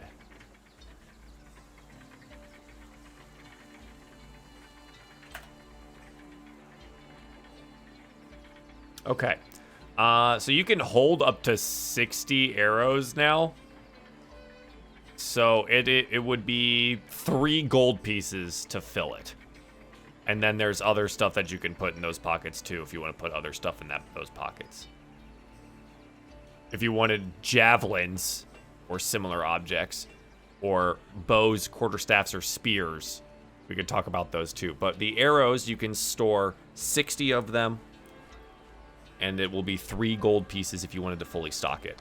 I know you have bolts already, but if you want to do fully stocked, you can do that. Like to do that. Okay, go ahead and mark that off, and you now have 60 crossbow bolts. Or do you want to do a conglomeration? Because you can do crossbow bolts or arrows if you wanted to stock some for Lucky. I was actually Lucky, are you sure you don't are you sure you don't want this? Because I'm about to shove a bunch of things in this thing. Is it just a regular quiver? What? It fits so many things. It could probably fit you in it. It fit at least 700 arrows. If I'm doing the math correctly. I mean, yeah. And then if you, I don't need 700 arrows immediately, I don't think. I mean, I'm not like rapid fire, ranger or anything. Just put like 20 arrows on the bow when you draw it, and then... Oh, yeah. That's going to take some training to do. But Does it? You said you could put some other stuff in there? Or was it just arrows? Because I'll store some for you too for your crossbow if you need. You know. Got pockets. Got so many pockets to put other stuff in. It has 3 pockets, and so. At least 7 pockets. All right. Well, I mean, I don't mind. I just replaced my old paper with it. I don't. It's like it takes out. There's like probably like strings hanging off of it, and like it's just been battered and bruised, like wrapped against like. I don't mind using it instead of this one. And if you just need anything, you tell me. I'll put it in there. I guess I'll put it in there. All right. Yeah. Yeah, if you want to just put like 10 extra crossbow bolts in there for me, and then fill it up with the rest of your stuff or whatever. Yes. Yeah. Sure. You got those cross. Do you want me to put yours in there? Yeah. I don't have any on me. I'm just saying. Yeah, not all of them. Maybe like just like 10 or something. All right. Sorry. Safekeeping. I changed No big things midway. No, that's right. Sounds good. It looks real good on you though. And it matches your hat. You look fabulous. Thank you. Maybe more people will want my autograph next time we're at the inn. Okay. Yeah. So Lucky is holding the efficient quiver now? Is that what I heard? Yeah. Okay. Let me ask a question. Is this a magic item in the fact that in time I will be attuned to know of the other things that it will hold? Okay, well, never mind. You just know. Okay. It's on a sheet. Oh, there's like a label on the inside. Yep. There's like a Like how cold to or just, like, wash cold label. Yep. It's got cold and hot on it. Dry Whatever. clean only. I have put it. It is now in both of your journals since you both have stuff inside of it, and you can both edit it as well to show what you have there. He's like looking in the quiver. He's like reading label. Did you see where this? It'll hold lances, right? Yeah, it'll hold lances, spears, bows. It'll hold spears. He looks at Dagonet. It'll hold spears. Oh, that is some mighty fine craftsmanship then, if I can hold stuff like that.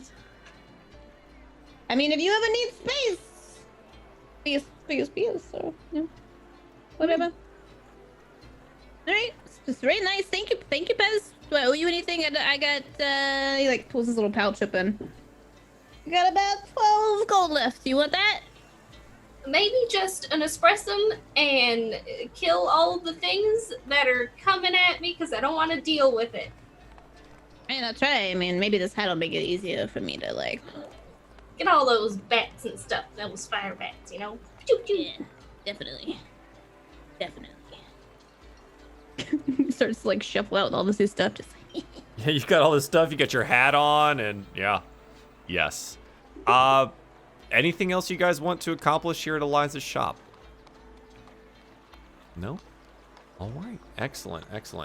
That puts us perfectly at our break, which is wonderful. It seems the shopping portion of this episode is done, which means when we come back, you got to go to the main quest. I mean, I guess you could just leave Alderheart, but Susan the Seer is waiting for you, okay? And it would be very rude to not go see them. She would see us leaving and be disappointed. That's... We're going to go on break now. We'll be right back in about 3 to 5 minutes. Thanks for joining us today. Hey guys, once again, thank you for tuning in to DieFall Alderheart episode 25. For those of you asking about the L's in Dagonet Flalo, I believe it is just with the L's, Flalo. But we will we'll ask May when they get back. Thanks for being here tonight. Super duper appreciate it. MacGruber, thanks for the follow. Also appreciate that. If you guys are new here, think about hitting that follow button if you like the Dungeons and Dragons stuff. If you want to get caught up on the other Dungeons and Dragons stuff, you can head on over to the YouTube channel, youtube.com/Runaway Robot, or you can click the link right there. If you want to listen to all of this stuff in audio format, you can by going to Spotify, iTunes, and SoundCloud and looking up DieFall Dungeons and Dragons, or DieFall Podcast. All of that stuff works. If you happen to do listen to us there, please do follow us on those things and leave comments and reviews. It's the best way to get the word out that we actually do this stuff.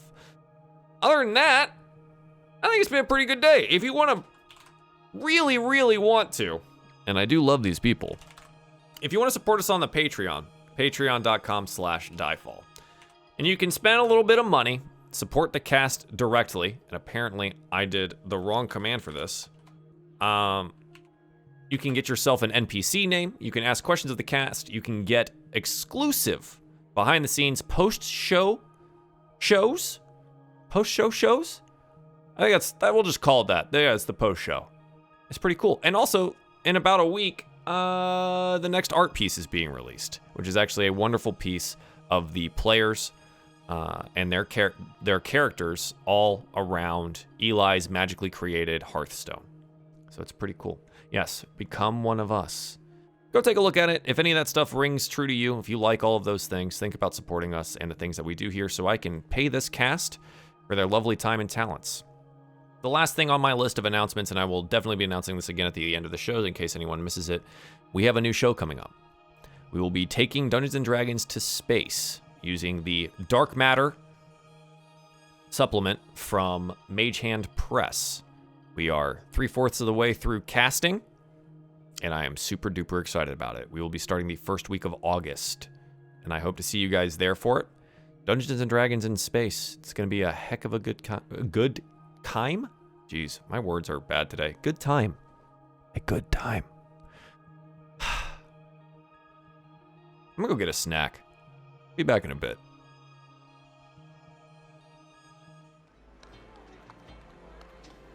Welcome back to DieFall Alderheart episode 25. We finished carousing and drinking, resting, and now shopping. So I think all that leaves on our list is getting the old bad guy and going to visit Susan the Seer. How's that sound? You guys like that idea? Perfect. Okay, so you guys leave Eliza's shop. We're somewhat tearful goodbyes from Eliza, wishing you well on your journeys ahead, telling you to come visit anytime.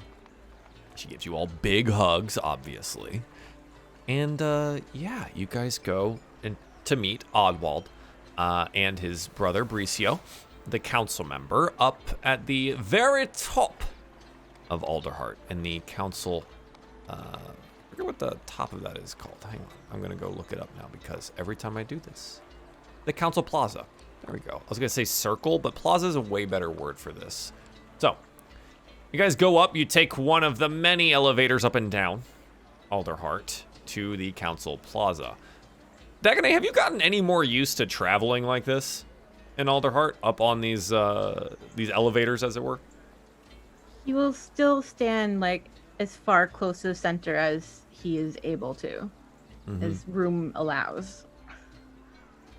He's not a fan. People seem to move out of the way for you. Again, large, armed, and armored. They get out of the way. You want to stand in the center? You stand in the center. But yeah, you guys get up to the top of the council plaza. It is busy. It is bustling. There's things going on. For those of you guys that don't know or may be new here, the council plaza houses a couple of things here. All of the judicial and government buildings for the oversight of Alderheart and Humblewood here. You can also find the Birdfolk Council chambers. There's the courthouse, a gaol, and the Perch Guard headquarters. They're all arranged in the plaza around this circle here.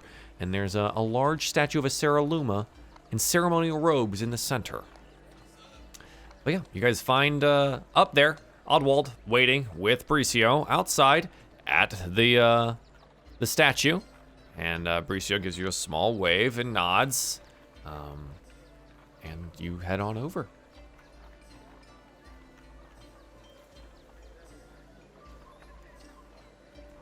Ah, welcome. I suppose you're ready then, Oddwald.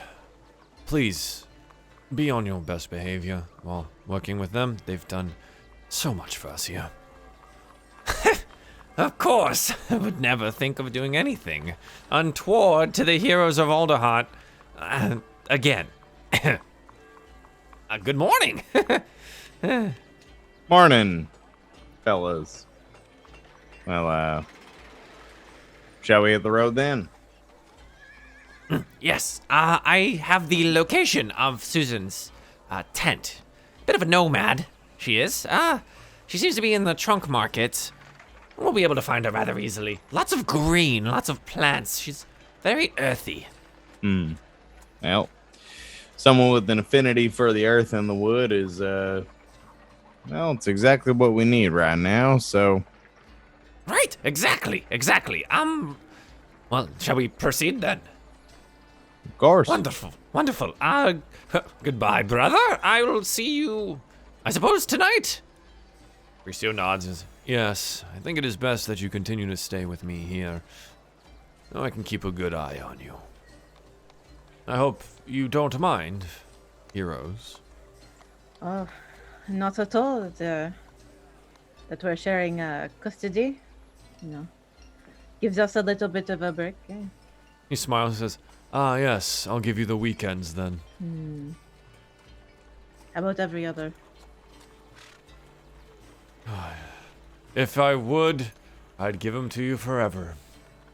But I would never give you that burden. I appreciate you taking him for the time being as it is. Do you know he used to be so well behaved? Don't tell them those lies, Bricio. I was always a troublemaker.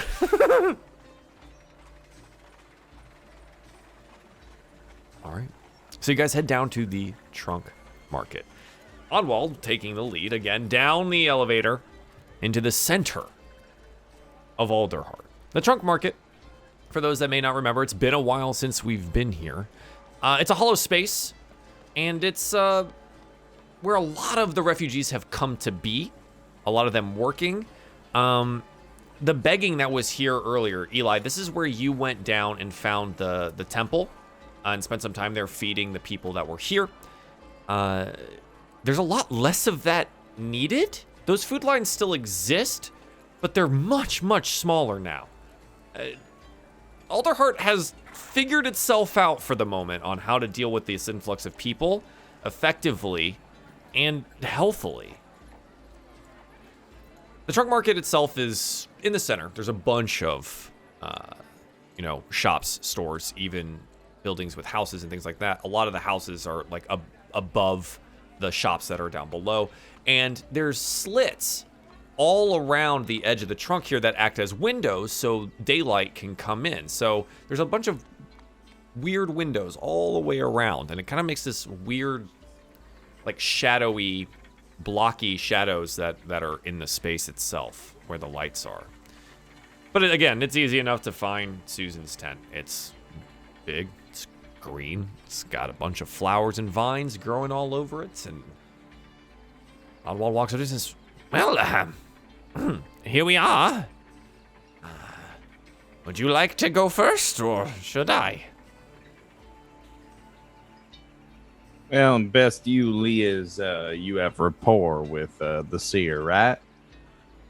Yes, of course. He's an old friend of mine. It's just been quite some time since we've seen each other. Yeah, okay. And as he lifts the tent flap, there's this pungent purple smoke that kind of emanates outwards from it. And you hear this chanting in the background. And oh, your future is so bright. You will find great success here in Alderheart, working as a, what did you say you were? Yes, carpenter. Yes, they need a lot of those down in the roots section. You should probably go there. I know a man there named James, another hedge gentleman. You can find him there any time of day. We'll talk later. Oddwald? She gets up from behind this circular table where she's sitting on this cushion, and as you all pile in to this large tent that, well, gets a little cramped when everyone's inside here. There's a circular table in the back with a crystal ball atop it. These pungent aroma candles are all over the place, including some things that are making some smoke and some incense around. There's lots of cushions everywhere. It seems to be very plush. But there are plants growing around, and you can see where some of the plants from outside or the flowers are originating from pots inside here.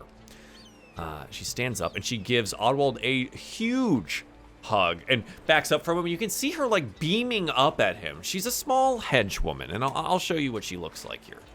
We have a lovely little picture of Susan the Seer.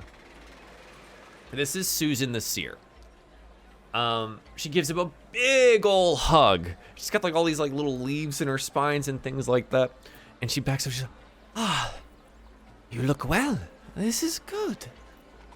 She looks down at the manacles and goes, Oswald, what did you do? And he goes, I may have gotten us into a little bit of trouble, and, well, the avium doesn't want me casting magic right now. They don't really trust me so much anymore. Oswald, come in, all of you. I recognize a couple of you from some of the stories around, and sorry, sir, your time it seems to be up. You'll have to come back at a later time and we can talk more about your fortune. Yes, okay, goodbye.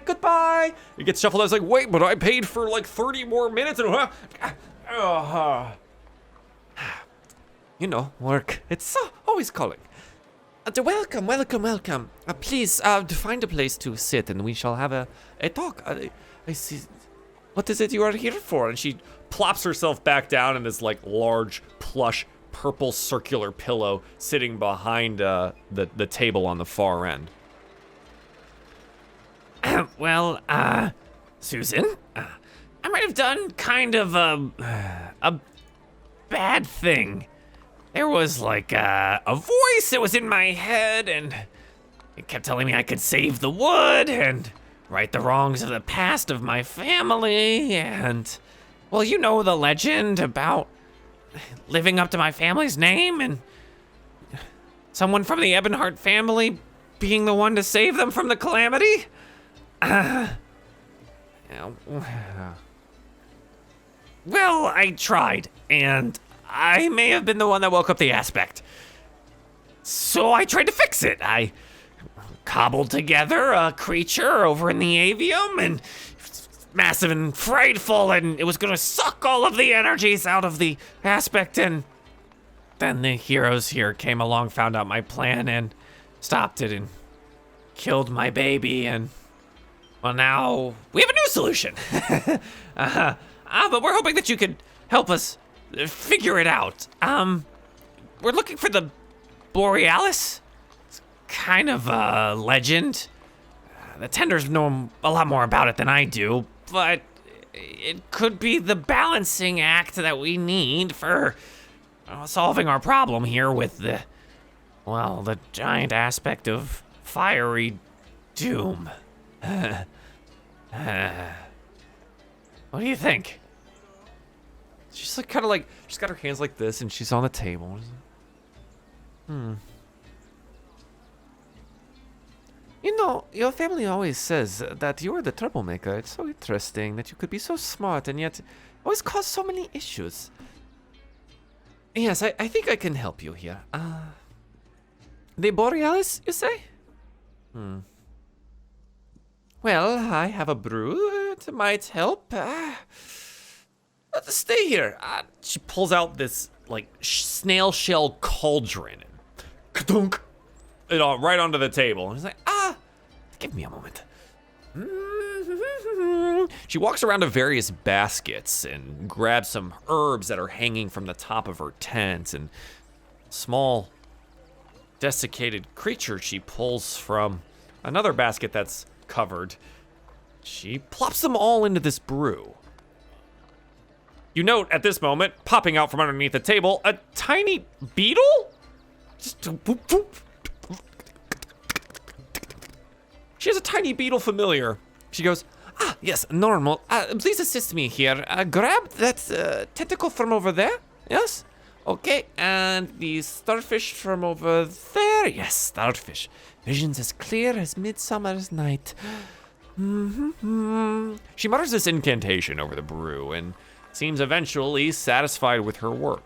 She grabs a ladle from her beetle normal and dips it. Portions out a bit of the liquid, blowing it off, and as soon as she sips the concoction, her pupils dilate. Her eyes turn black.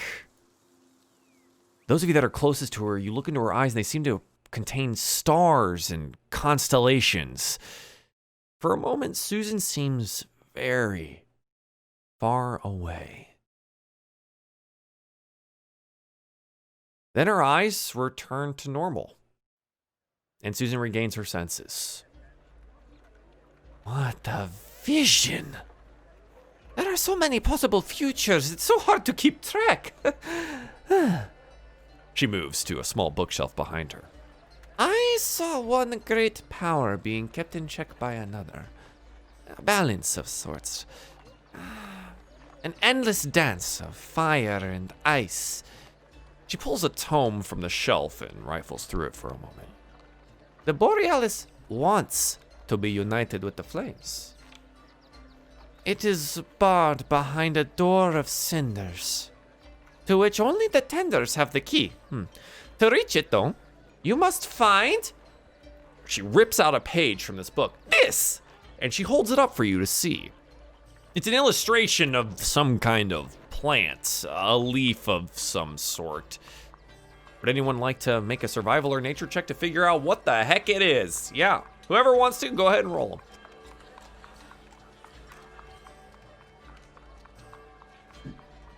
Okay. Wow!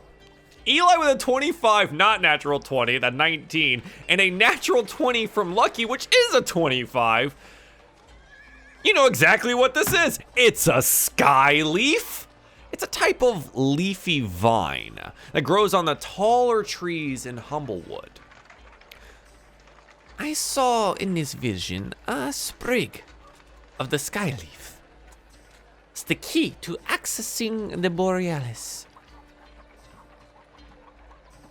The artifact still rests in Humblewood. Somewhere. Beyond this I am not sure, but I know that you need this. The tenders will know more about the Borealis. It is their legend. And you should visit them at some point in time while you are here. The skyleaf. Well, it grows on vines in the forest to the northwest. Could probably get there, and both Lucky and Eli know this. Yeah, about a 3-hour walk from Alderheart to the northwest of here. You've got to go up to the top of the tallest trees in that area. And you guys have you heard of like these, they're kind of parasitic vines, right?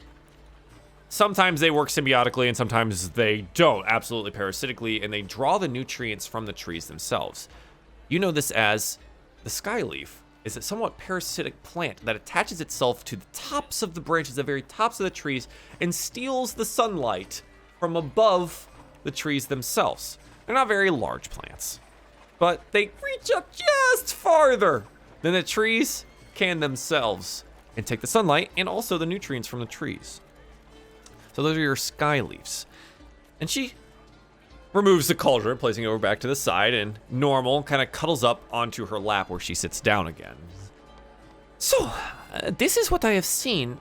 Is there any other questions or anything I could potentially help you with? Or I don't have much more information than this, though.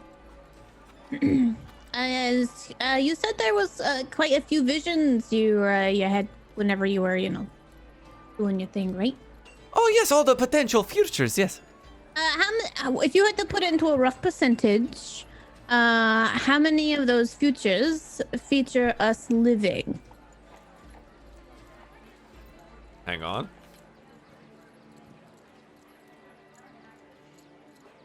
I saw 14,605,000 different futures. Oh, you're a busy lady. And in only one were you successful. All right, Doctor Strange, whatever.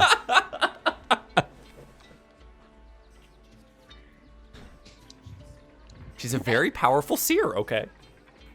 All right. That's hopeful, right? Still, right? Oh, yes, but you have the key. You know where to go, but you just must be successful at it. There is only one way to solve this problem. And there is only one potential future in which you do it correctly. So we're supposed to get the skyleaf, no problem. Been there. Did you see any vision of what we're supposed to do with the skyleaf? Oh no, the tenders are they are the legend holders at the Borealis. I suggest you talk to them. There must be someone there that knows something about it. That was not a part of my vision. I saw the ashen door. It is hidden behind that. the solution, the Borealis. But other than that, visions. Okay. Specific. If you'll allow me one more question, ma'am. Thank you very much for your time. I'm sure it's, of course. I'm sure it's worth a lot of money. Yes. I'm actually making quite a lot of money here in Alderheart. People seem so unsure about their futures, and they come to me. Rightly so. Rightly so. I've bought lots of pillows. In this future, will we survive? Clearly, are we rich? Oh. I'll be honest, I didn't see past the solution working. It's really just like a big bright light in the sun, and there was like a big burst of magic, and then all I had was the feeling that you were successful. No. I'm not entirely sure that you survive it, honestly, but you're successful. Oh. Right? Thank you. Mm-hmm. He kind of slumps into his pillow, just... It's very comfortable, and it comforts your apprehension a little bit. Skyleaf. Tenders. God. Check. Alright. You guys have anything else you want to ask this lady in her time, you guys? Before we go, I think it's probably... I mean, it's only a couple of hours away. Well, if we have to go speak to the tenders, we might as well get going to that. I think you're very much done, telling us what you could see. Perhaps I could, avoid a little future talk and death and all that in my life at the moment. It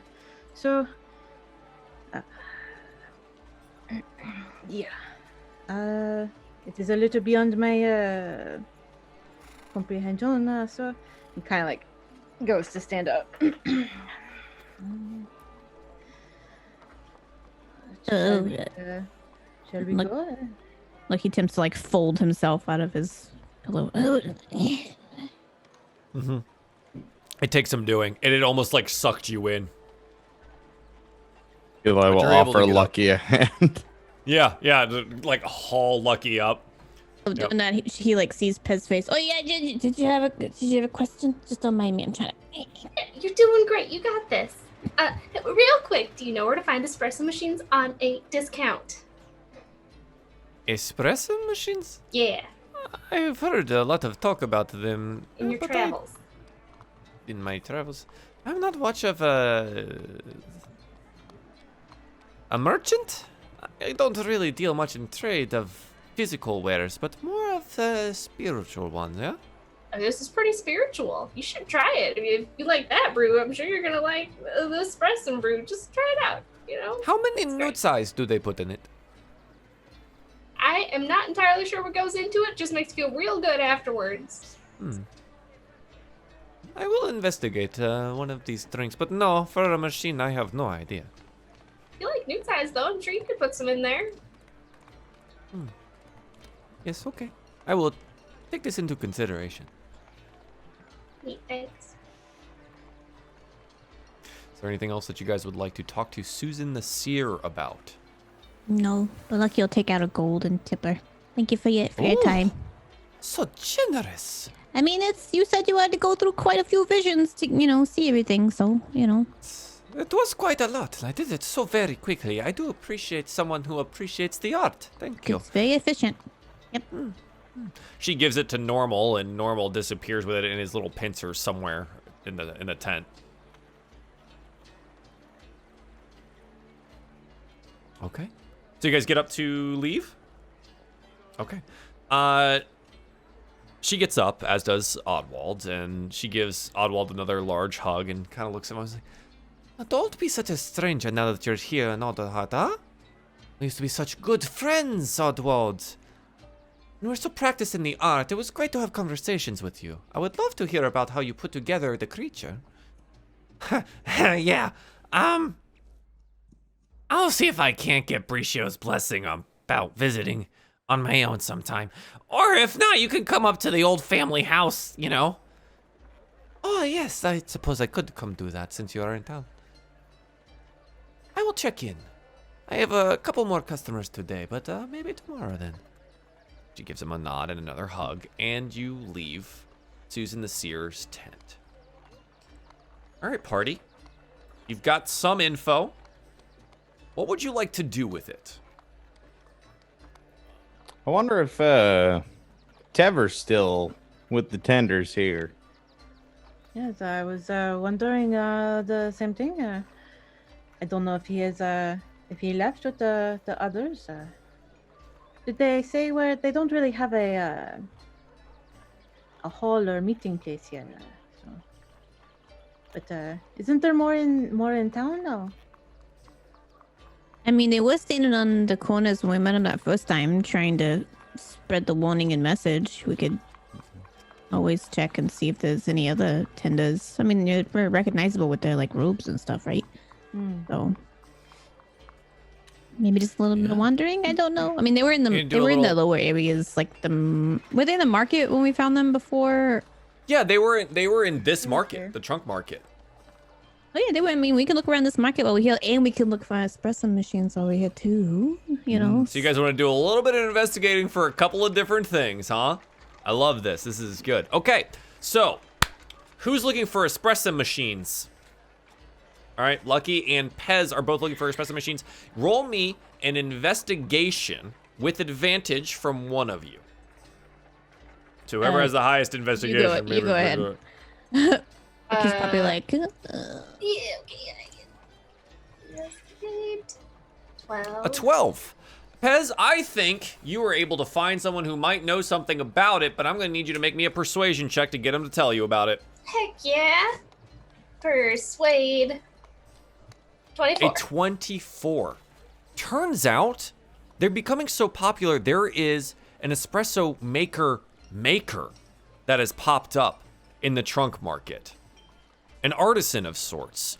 Intricate metalworking things. It looks like an old blacksmith is making a lot more money making these machines of various shapes and sizes and is now selling them. Go to there. Yeah, so you want to go to there. Okay. So while you guys are investigating that, are you splitting up to go talk to them? Or are you going as a group? Are we doing the investigation separately? I just want to know, like, where's my group at? I think Lucky's backing up Pez on the espresso machine. You were investigating with them, so that would make sense. Yeah. Okay. I imagine Eli and Tever. Yeah.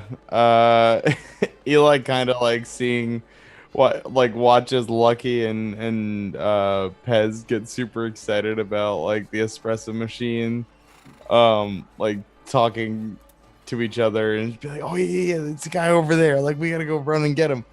And just Eli like kind of hands on his hips, like dad shakes his head like, all right, well, I suppose at least one of us should at least stay on task with this.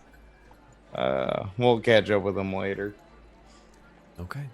And we will catch up to you guys. Let's resolve our espresso thing first. So you learned that it is let's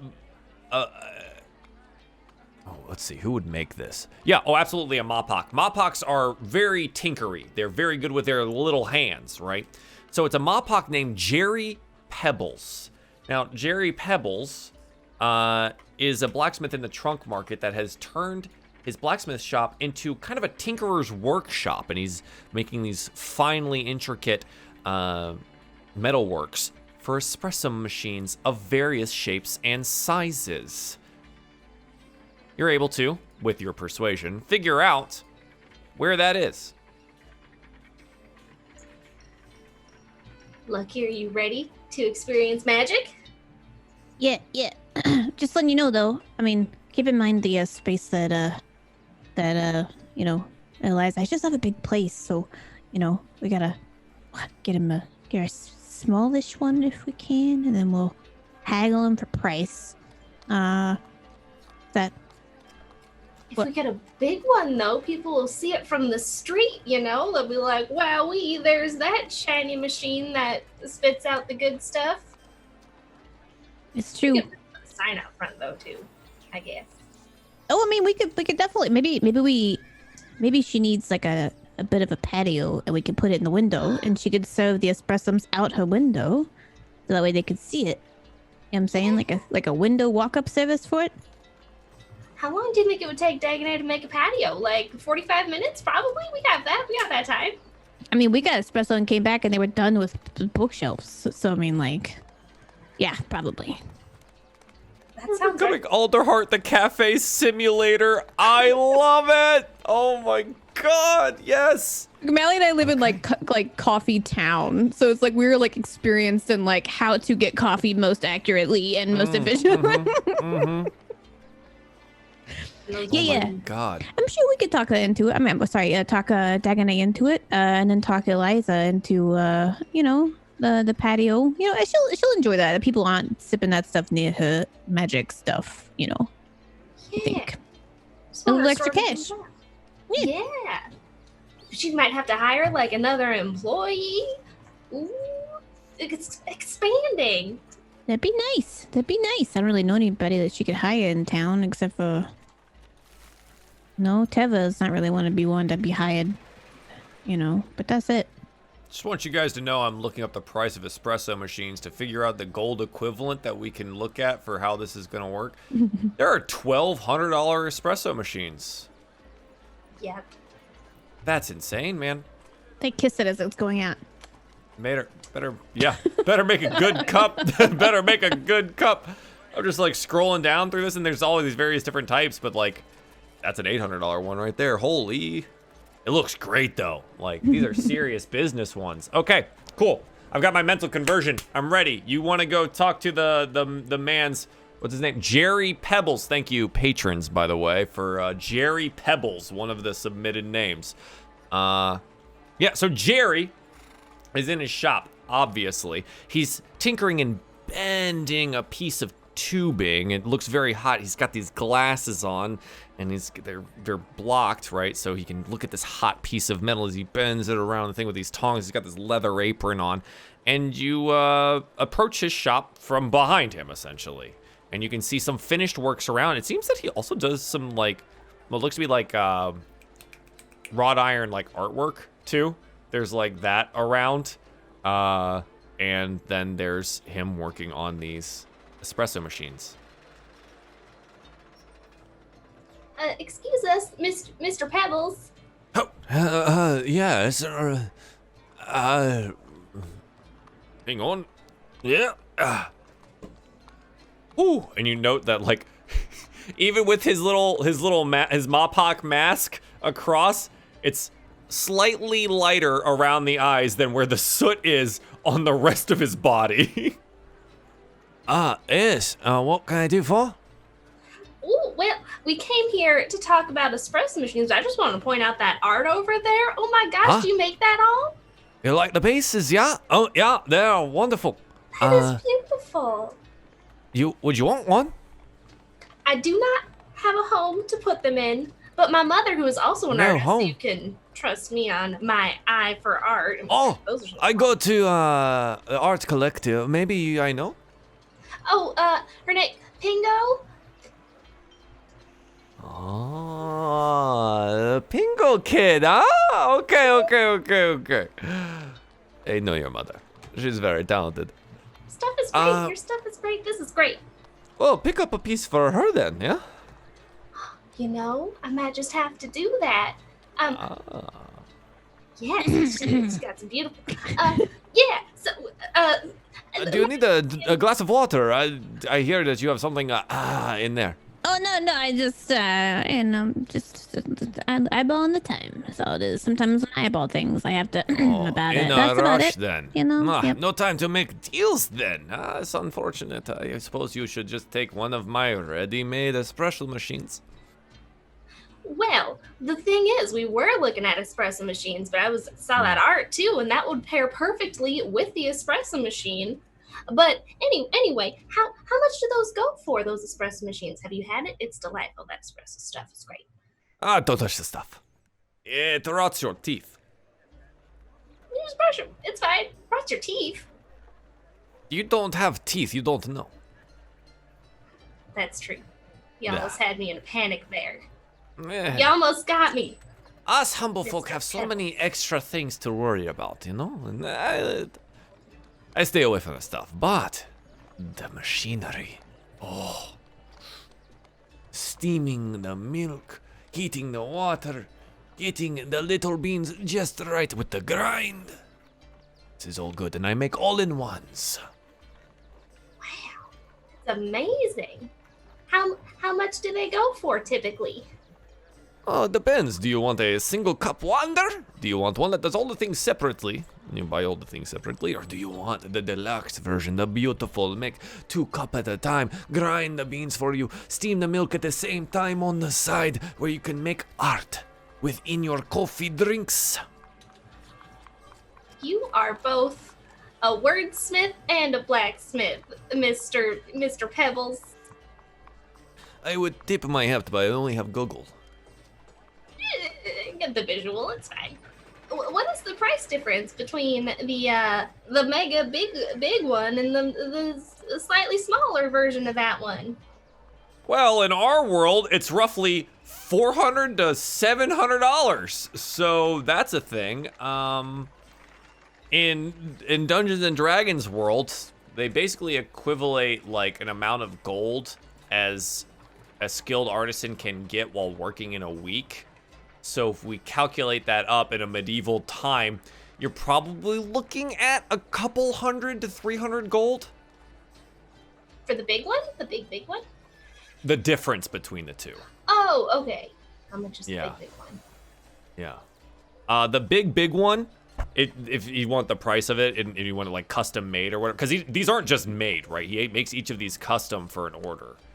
Yeah, he's not a factory. He's one dude. So it's probably gonna be pretty expensive. You'll probably be in the 600 gold range. And you remember that they were selling each of these cups for like a silver a piece too, right? So they were just like, eventually this thing is it's a lot. It's a lot. But yeah, it's so like, what did I just say, like 700-ish? 700-ish for the 700 gold for the big one? For a custom made. Okay.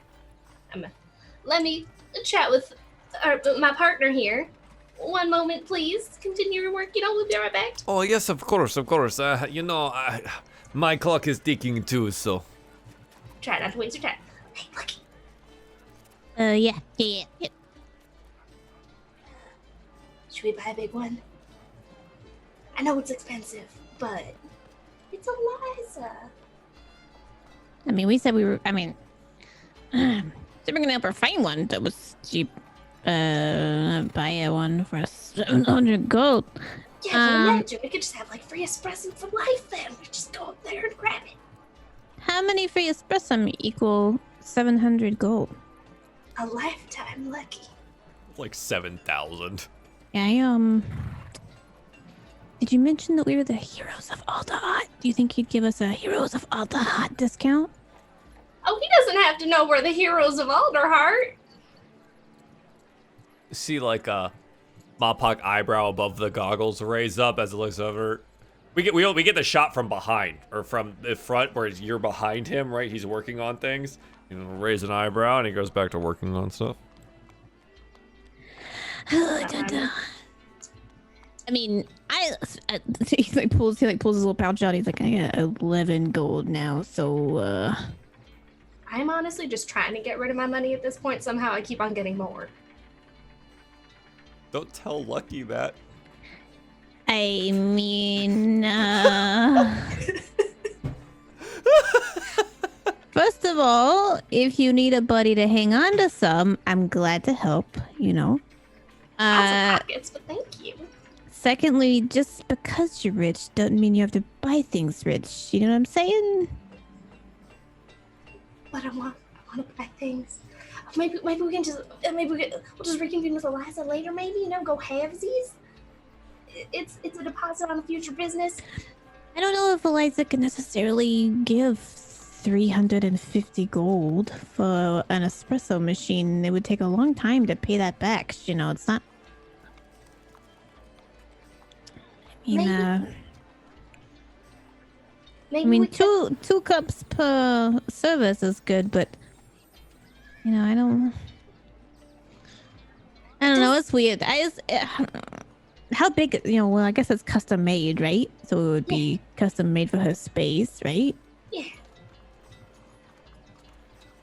I could get some art, some beautiful art to go along with it. You know, this guy's a blacksmith, right? Yeah. I wonder if we could. I'd like to be known as an artiste more than a blacksmith, but yes, I can do both. Oh, he's got keen hearing. Hi. You know how we got Dagonet stuff? I wonder if we could group in, if we pay for it, like repairs for her stuff or something. Sorry, his stuff. I don't know why I keep saying her today. I keep thinking of Eliza and Dagonet at the same time. My brain keeps crossing the wires. It's weird. But you know, Dagonet's armor and shield needs repairs. Since those fights and whatnot with the you know. Yeah, the fights. Yeah. So maybe if we can throw those repairs in, that way Dagonet doesn't have to pay for the repairs on the armor and whatnot. Maybe. That's probably pretty smart. I guess we don't really need an espresso machine right now to deal with the problems at hand. You were so smart, but maybe we could just mention it to Eliza, and then when we come back later, we could possibly look at picking one up or something. I don't know. He's like, in Lucky's mind, back to Suzanne being like, I've seen so many of the outcomes, and only one you are successful. Maybe we don't. I don't know. Not saying, you know, we're not gonna make it back here or whatnot, but why wouldn't we make it back here? I mean, you know, maybe we just get busy with stuff. You are always really busy. We should maybe think about buying a house. I think we should. I would probably rather invest in one now and then give it to Eliza, and that way if we make it back to Alderheart later, we can check up on success, you know? So whether we want to invest in the smaller one or bigger one, that's up to you, because it's your loan to start out with, and then if she'll pay it back, she might pay it back. I don't know, you know? Yeah. Let me just do some quick math here in my handy dandy brain that I'm using right now. While you're doing that, remember there is that deed to a house in Brackenmill that Eliza has if you guys really want to go off the beaten path and get out there in the countryside. There's always that option. I kind of just want to see, you were talking me down, but now you're kind of talking me up. And should we just do it? You keep asking me like it's a we thing. It's your money. It feels weird telling you what to do with your money, you know? You are my guiding conscience, Lucky. I mean, just try to throw in the deal for the repairs for Dagonet, you know, because I don't want Dagonet to, you know, be like, oh, he went to a blacksmith and he didn't ask anything about my armor. I don't think he would, but, you know, he might. Maybe he holds all his resentment inside. He's really nice all the time, you know? He's not really... You know, kind of reminds me of a dad type. But anyways, maybe, you know, ask him that, you know. But don't do the thing where you go, 700's a little steep. We got a friend who's got an armor. You know, that kind of thing, you know what I'm saying? Who's got armor? Are you extorting him now? Oh my goodness. I love it. Welcome to Lucky Land. Yeah. Let's do it. Okay. And break. Hey. All right. Dude, come to a decision then, yeah? Well, we have some more business possibilities, opportunities to bring to you. Our friend Dagonet, also one of the heroes of Alderheart. Dagonet, have you heard of Dagonet? Dagonet's got some armor that might need some repairs. And we would love to tell all of our other heroine buddies about how it was you that did the repairs, and also we would love to purchase an espresso machine at the same time. It's like repeat business. You know, more You're business. looking for a combo deal, yeah? It seems to be the case from this, huh? Yes. Looking to make a bit. Okay. Look around you. What do you see? Many shiny things. Does any one of those things look like armor? No, we don't know much about armor. Well, let me tell you, those who don't know much about armor, none of the things around you are armor. I am not an armorer. I am an artist, and occasionally blacksmith for the money on the side. I have no idea how to fix armor plating. Okay, I figured I'd ask. Thanks for No, it is okay, but being so accommodating. yeah. 700 gold for a custom piece made wherever you need. Built specifically for the space. Looks specifically for the space. Make the milk, the coffee, grind the bean. It's a good price. Pez, come here. Oh, jeez, yeah. All right, this is where we say, we're gonna shop around, and then start to walk away, and then see if he goes. No, wait. You know, so let's. What do you think, Pez? I think maybe if we just walk around a little bit and think about it. Yeah, I think I did see another blacksmith doing espresso machine. You go check out their store. I mean, possibly. What is the name of the one that does the other one, yeah? We just got back from the avian because we're here to save the world, you know. So, just going by my judgment. The world may need saving, but I have to pay bills. I need to go try my head on outside. Lucky like huffs out the store. Yeah, your like big like domed hat at the moment. You walk outside. It makes Lucky much taller than they actually are.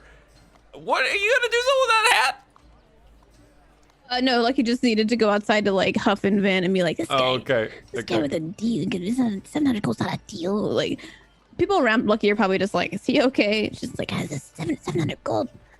He's like, I don't come back and just take one. Like, it's just going off about it. It's a good biz. This guy knows my mom and I like him, so I'm gonna pay him for an espresso machine. You're just gonna give it to him? Yeah.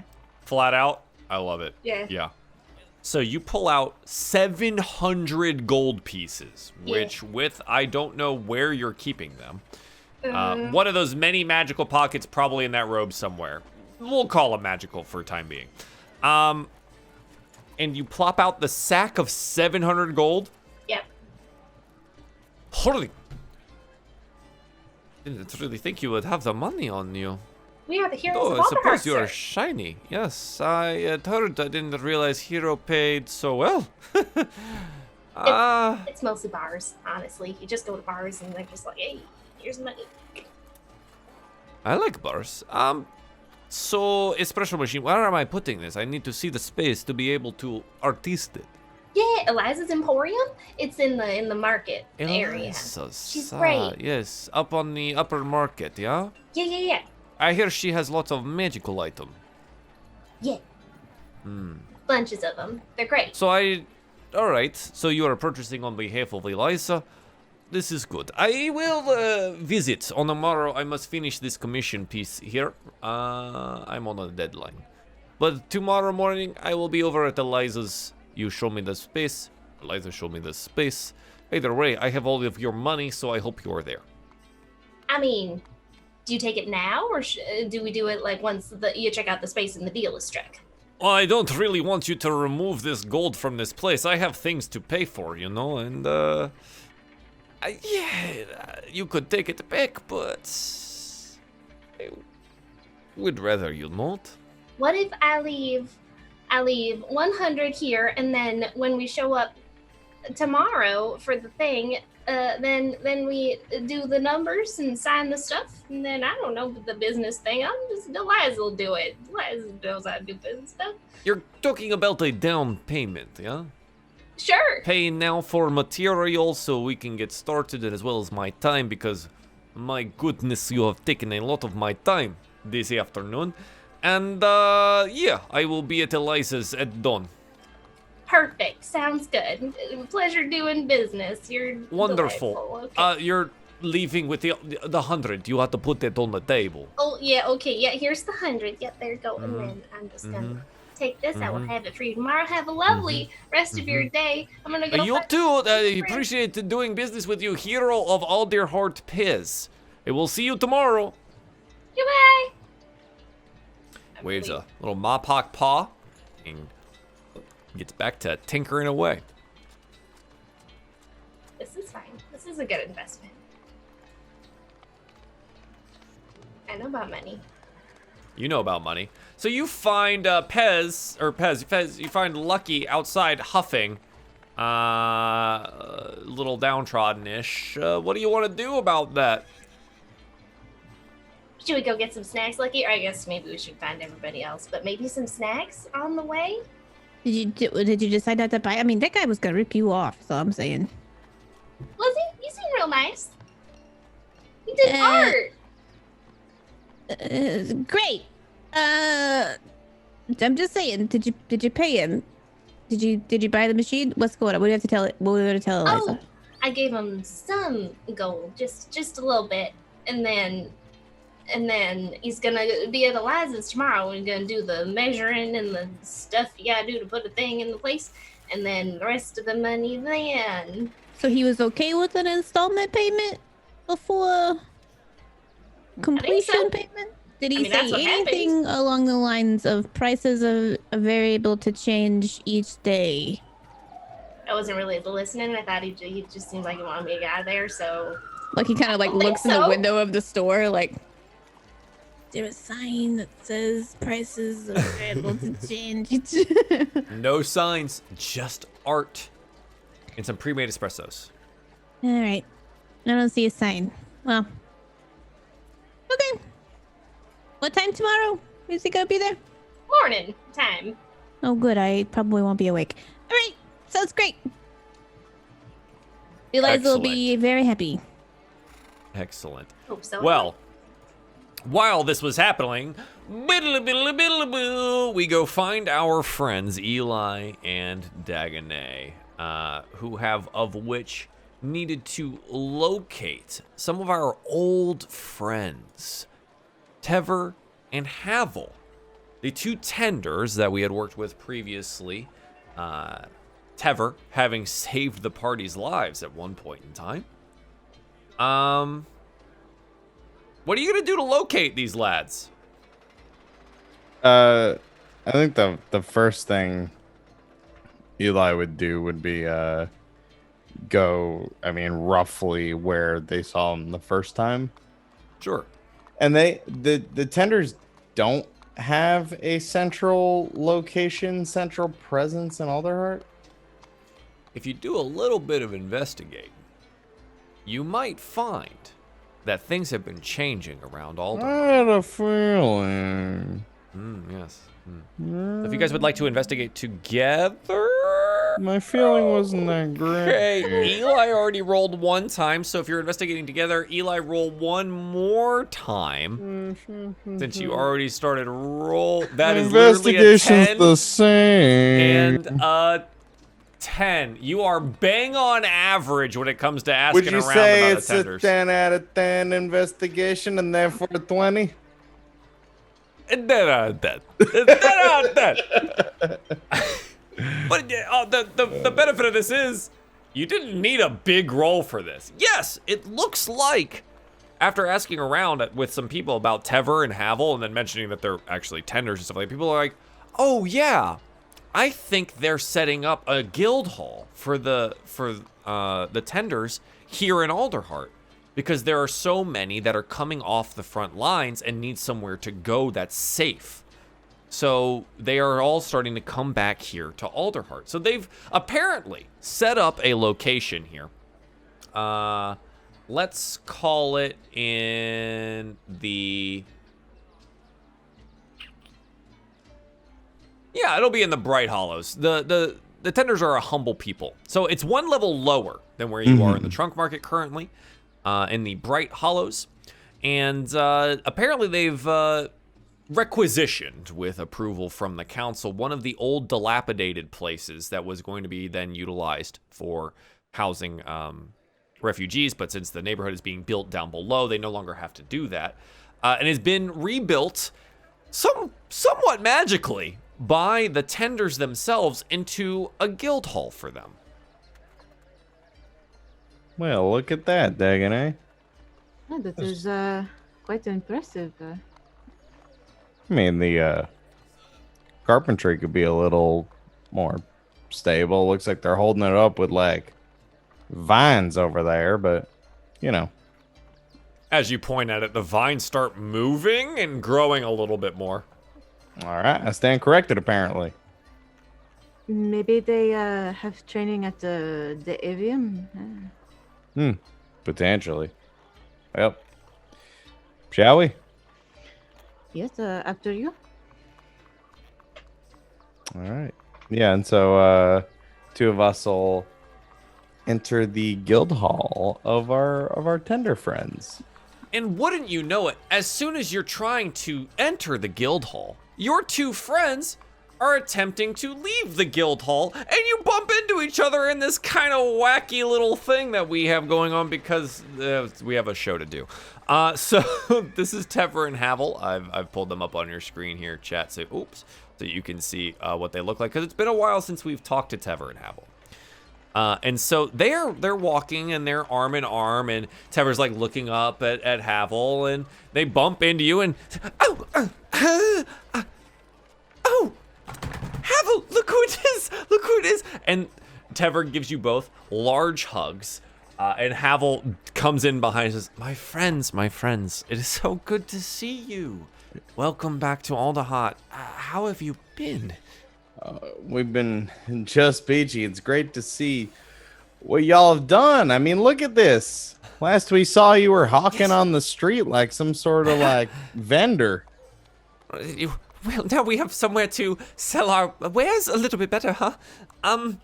It's definitely a lot easier to have a place to be. We've been doing a lot of work around trying to house and help with well, you can see how we've magically grown some of the portions of this building here. We've been doing the same thing in the Roots, the new neighborhood. It's a lot easier to grow houses sometimes.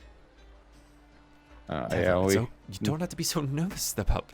We were just heading home. Would you like to come have some tea? Sorry, Dagon.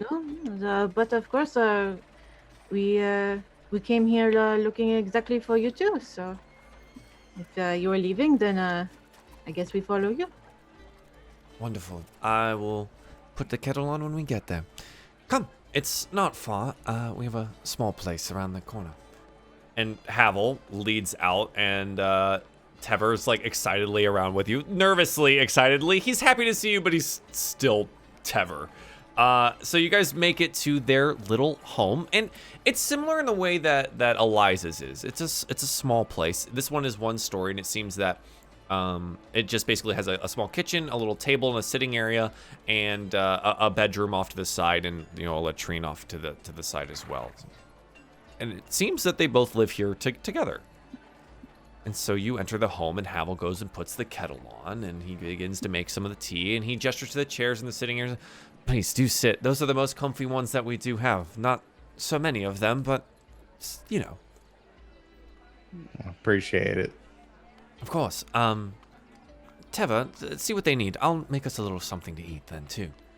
Tever comes over and says, right, so you're back in Alderheart. Is this to stay now? Are you here are you going to find a home as well?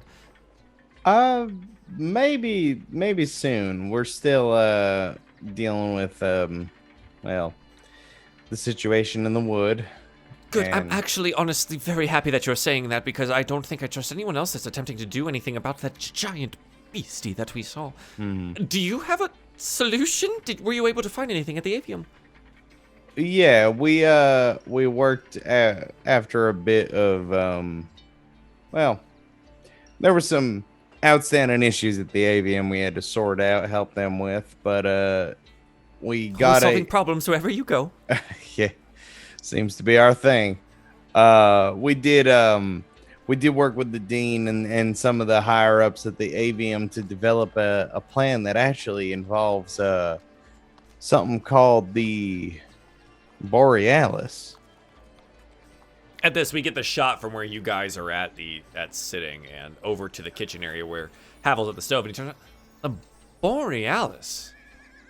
That's an old story. Mm-hmm. Oh, what do you know of it? Well, not much. It's supposedly the antithesis of the fire aspect that we came into contact with. Yes, pulling up it's a legend as far as I know. Right, well, I mean, legends are at least usually partially based in truth, and I mean, it stands to reason that if the fire aspect is real, and all three of us could tell you it is very much real. I do believe that. All right, then. Stands to reason that may be as well. And we spoke to a seer by the name of Susan, and she said that Skyleafs were involved in somehow. Tever like kind of perks up a little bit at that too. Oh. Well, the story of the Borealis, continues Havel, tells of a wizard who stole a piece of a powerful spirit of winter. They thought they could control the power by containing it within a staff, but instead it froze them solid. Left to itself, the artifact kept freezing everything around it.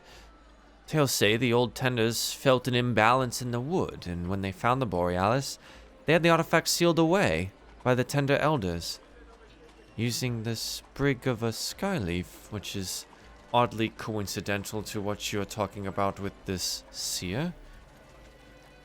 Because the skyleaf remains hardy even through the winter. And so I honestly hadn't placed much stock in that. It's an older tale, but I thought it was a parable about dangers and enslaving elementals. But since I suppose we're actually talking about those things... Interesting. So what else then? What else do you need? I mean, that's all we know. It stands to reason that if a skyleaf sprig was used to seal it away, that maybe whatever the spell is to unseal it involves the same.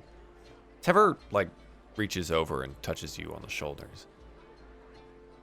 I think I know.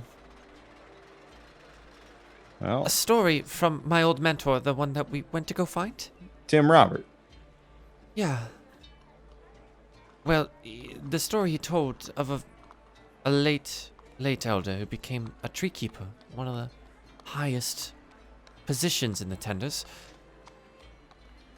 It's decided by delivering an unburned skyleaf to a frog-shaped rock in the southwest of the Scorched Grove. That is curious. That is, I wonder if... I mean, we only have the thread of them being connected by the skyleaf itself, and that the seer also mentions it if she's to be trusted, then... And she says the Borealis exists? Has anyone else come across that? Is that real?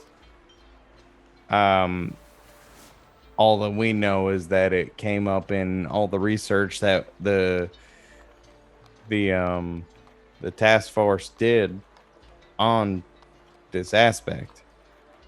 And I'm just looking at my notes in this conjuration tome. I mean, we have a location of a magic circle to be used.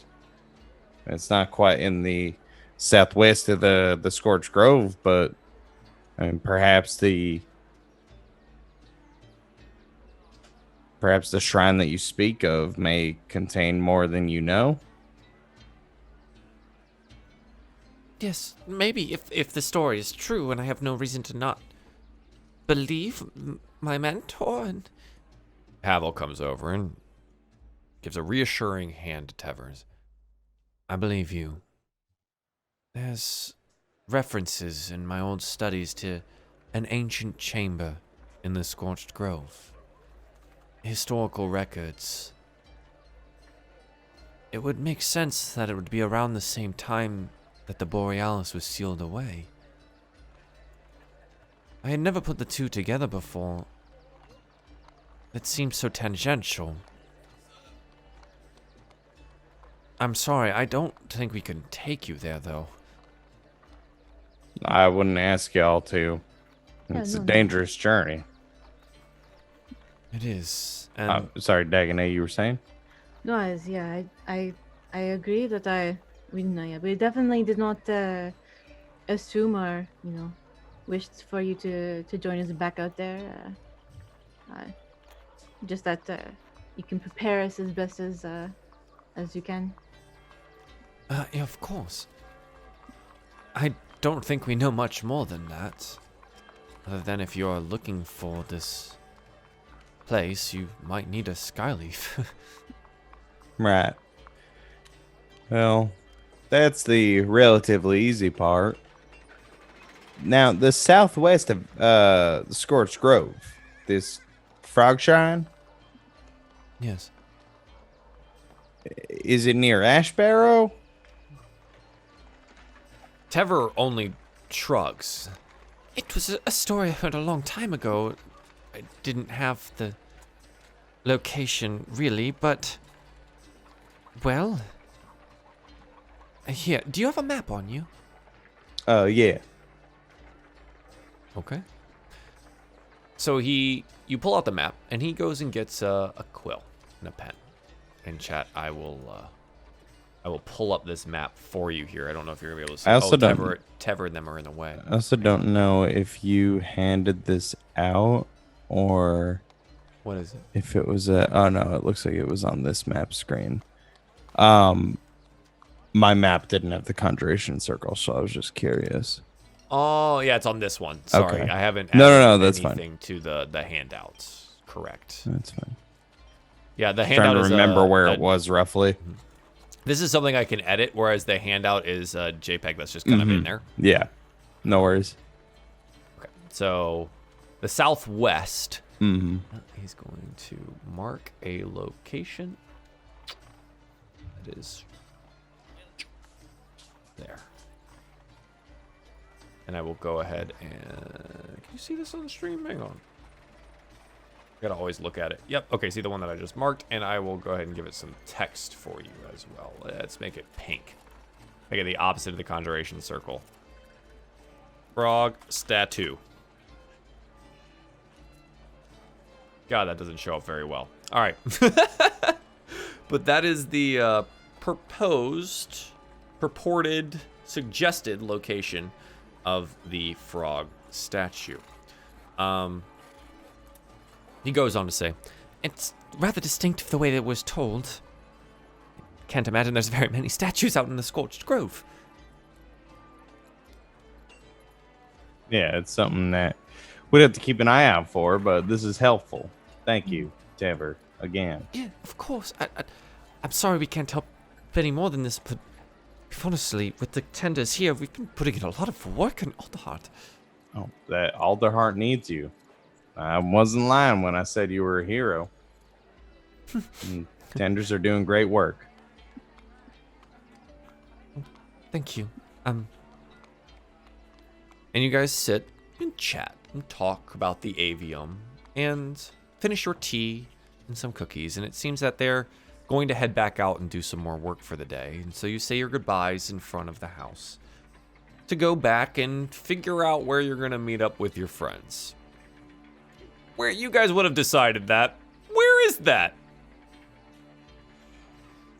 Probably back at the Emporium. Back I at would Eliza's? imagine, just because we were going out and talking about the espresso machine, right? It's closer than going down to where the half full cup is, too. Yeah. I imagine for efficiency that'd be good. All right, yeah. So you guys go that direction to meet up with each other. And wouldn't you know it, you show up at the same time because both things took the same amount of time. It's crazy, man. Movie magic. Movie magic. So yeah, you show up again. You're there together. What would you like to do?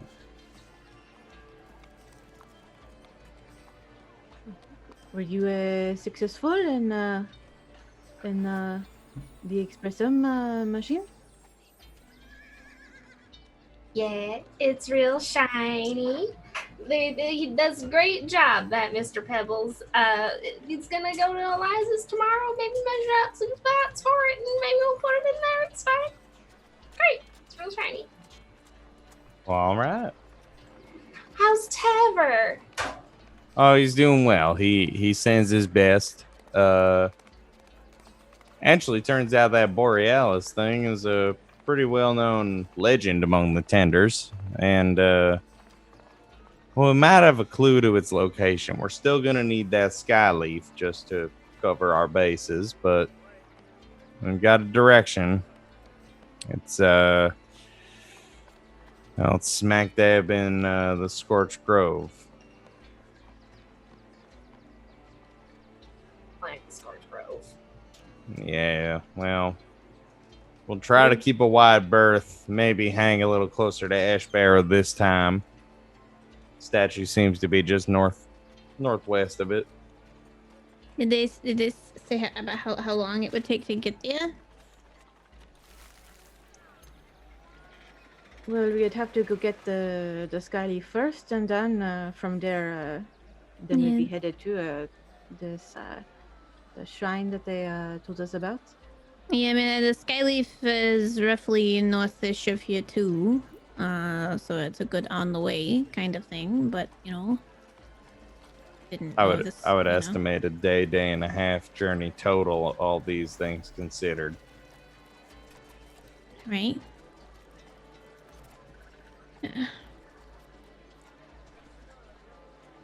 I have to. Wait a minute. Where's Oddball been this whole time?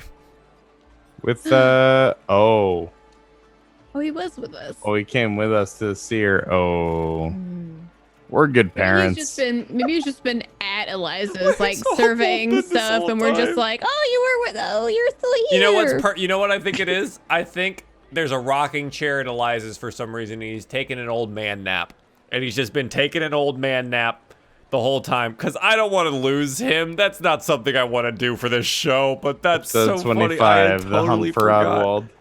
I had forgotten. Yeah, well, it'd be 26 now. You're going to spend the whole next episode hunting for Oddwald? Oh my god. That's, wow. Anyways. Maybe stay out. Yeah, let's say Oddwald maybe did some like grocery shopping or something, and then he came back to Eliza's knowing that you all had agreed to meet there later, and you were so trusting of your new friend that you let him go do those things. Sounds like us. Yeah, totally. He only tried to kill you 4 different times. Yeah. Yeah. Okay. So what's the go forward plan? What's the idea here? After delivering Oddwald maybe back to his brother or something. Well, do we want him with us for this journey to the Borealis? I mean, he would be the one who's knowledgeable about the Conjuration Circle and the myths surrounding the Borealis. I mean, he was studying it pretty in depth. I definitely think it's smart to bring him, you know, just like on a leash or something. But you know, I don't know if we need to go this late in the day though, because it's gonna take like 3 hours to get over to at least the Skyleaf area, and then by that time it'll be dark, and it's gonna be hard really to sort out, climbing them trees in the dark and stuff. That's a fair point. Well, first light in the morning then. Oh, plus we gotta get back to Eliza's in the morning anyway because of the espresso machine installation thingamabob anyways, so. God, this is like simulating real life right now. I got a handyman coming at 10. I got a meeting. Which Eli is now first hearing about an espresso machine being purchased to be put into Eliza's. You guys were gonna just go look at prices, and now you have to meet the guy that's making them in the morning. Because you bought one. By we bought one, I mean Pez bought one. It's an investment for the future of us having free espresso. We tried to wrangle in some repairs on your armor, Dagonet, but he was snooty about working on armor, and I just left the shop. I was like, not my guy. No thanks. Like, well, armor's not art. Lit. Yeah, right? Oh, that is, okay. They managed to fix it as best they could. But yeah, it's also that is fine. It serves me all right for now. Just saying we tried. You know me, I'm gonna try to squeeze a deal out of anybody, but that guy clearly wasn't giving any of his stuff away for anything. Very he liked his stuff a lot. So Well, he must take good pride in his product. yeah, I would say that. It's very Look nice. at, I mean, Pez, he knew Pez's mom, so that's a thing, right? You know. He's a man of culture, it sounds like. Maybe I should just start going around telling everybody I know your mom, Pez. Get some, discounts and favors. Look, and that's stuff. rude. We talked about that. What? You never say hi to your mother for me. It never comes out the way you think it's gonna come out. Doesn't mean the thing you think it means. That's true. But,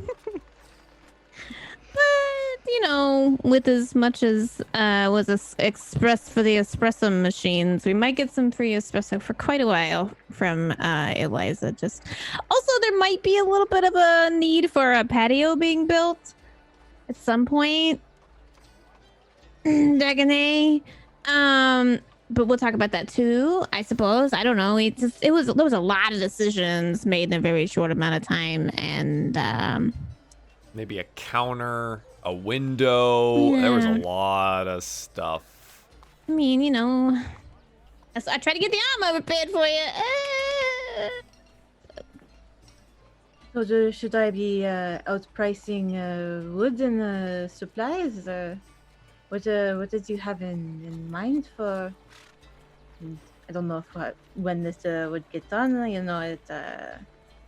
It's a patio might take a little while if you want a deck, or you want a fence around, and then if you want seating with the fence, like the bench, the railing and stuff like that.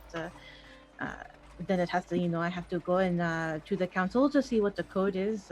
You don't want people falling over and stuff like that.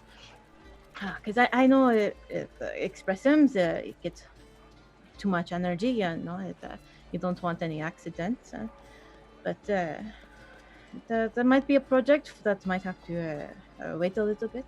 Yeah, I definitely think we should at least talk to Eliza first, because maybe she doesn't want a patio. Maybe who would want a patio? But still, if she doesn't want a patio, then maybe she wants a back patio. I don't know, something. I don't know.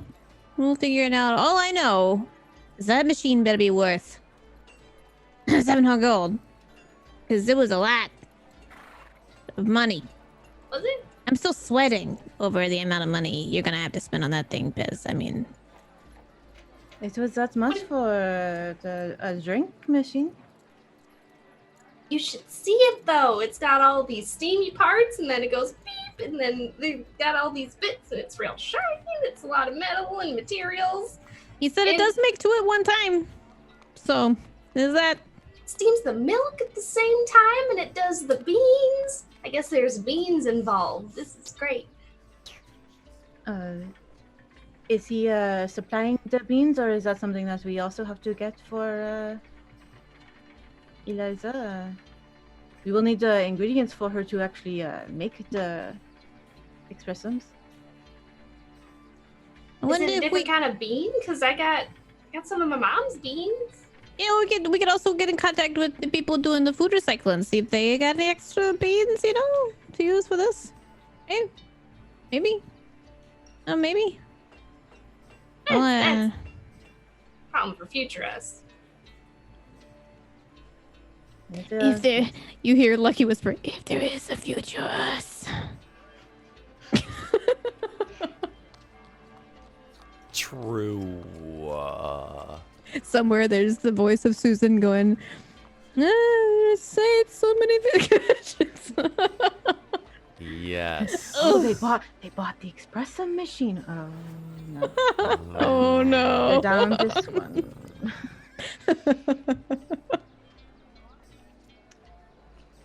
Okay.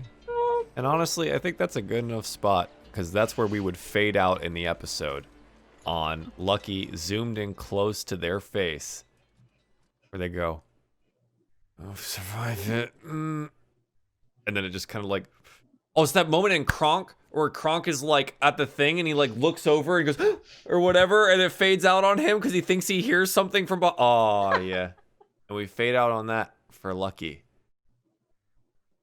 Come back to the title screen of DieFall Alderheart. Thank you for being here today for DieFall Alderheart episode 25. It's been a good one. Let's do some shout outs. I love that, like, one of these days we're gonna pick, one of these days we're gonna have a screen capture that isn't what it is right now, so my mouse isn't just on your guys' faces every once in a while. Like right now I'm picking Rob's nose. That's what's happening right now. I'm just in there. Yeah. Let's do some shout outs, shall we? We did Simply, I think, 2 weeks in a row, so let's go with May. Welcome back to Twitch. Where can the people find you at? Oh, well, they can find me now at my own Twitch channel, you know, the Lady May. That's MEA. Right now playing Ooblets and Stream Raiders, and hopefully one day art again. And then I'm also on Twitter and Instagram, posting pictures of cats and various things like wear masks and wash your hands. And yeah, and also here playing Dagonet. Nice. Thank you very much. Rob, we're going to do the two center pictures. We're going to do everyone else. Hi. That's so loud. Oh my god. Hi. Oh my god. I'm sorry. I don't know what I did. I didn't touch anything. It's okay. It's okay. You're good. Okay. You're good. You're good. Hello. My name's Rob, or bonus stage Rob, or bonus_stage_Rob. You can find me a couple of different places on the internet. Here on Thursdays playing Eli, or over on twitch.tv/game nights. That's game with 2 G's and nights with a K. Playing Travis on Sundays at 4 p.m. Eastern. That's a Monster of the Week campaign. Super fun if you like Supernatural, if you like Buffy the Vampire Slayers, that sort of thing. I'm a crook who turned into a spell slinger. I cast spells now. It's pretty cool. And then soon there'll be an official announcement eventually when I'm not smacking my microphone. But I'll be playing in an Apocalypse World campaign again at Encounter Roleplay, twitch.tv/Encounter Roleplay. It's going to be Fridays at 3 to 6 Eastern eventually. I'm not 100% sure when that's starting, but it's soon. It's soon. And then when I'm not doing all that TTRPG stuff, you can find me at twitch.tv/bonus_stage_Rob playing various video games like Ooblets, which, by the way, at some point tonight I found the soundtrack and I found the dance song, Joel. So we're getting a button for that, right? Maybe. Okay. And also Paper Mario, The Origami King. 2 very cute games, 2 very charming games. So yeah, come on by. That's me. Excellent. Thank you, sir. Miss Malaveth, where can people find you? Hi, I'm Malaveth. I stream on Twitch, mostly doing art and some Assassin's Creed Odyssey right now. Mostly that, because we like Buff Lady Arms. They're very good. And I'm also, I just draw a bunch of stuff. So that's a thing. Thanks, Mally. Thanks. Appreciate it. And Miss Simply Jackson, where can people find you at? And from Sunday to Wednesday over at twitch.tv/simply_Jackson. We are doing more art during the week. I've got a whole ink piece that I'm taking my sweet ass time on for no reason. And I don't know. I might be playing some Minecraft this week. I might be doing Ooblets. I don't know. I don't know. Just I'll post a schedule on my Twitter. Same name, no underscore. But yeah, I had fun. It's been great. See you next week. Excellent. Thank you very, very much.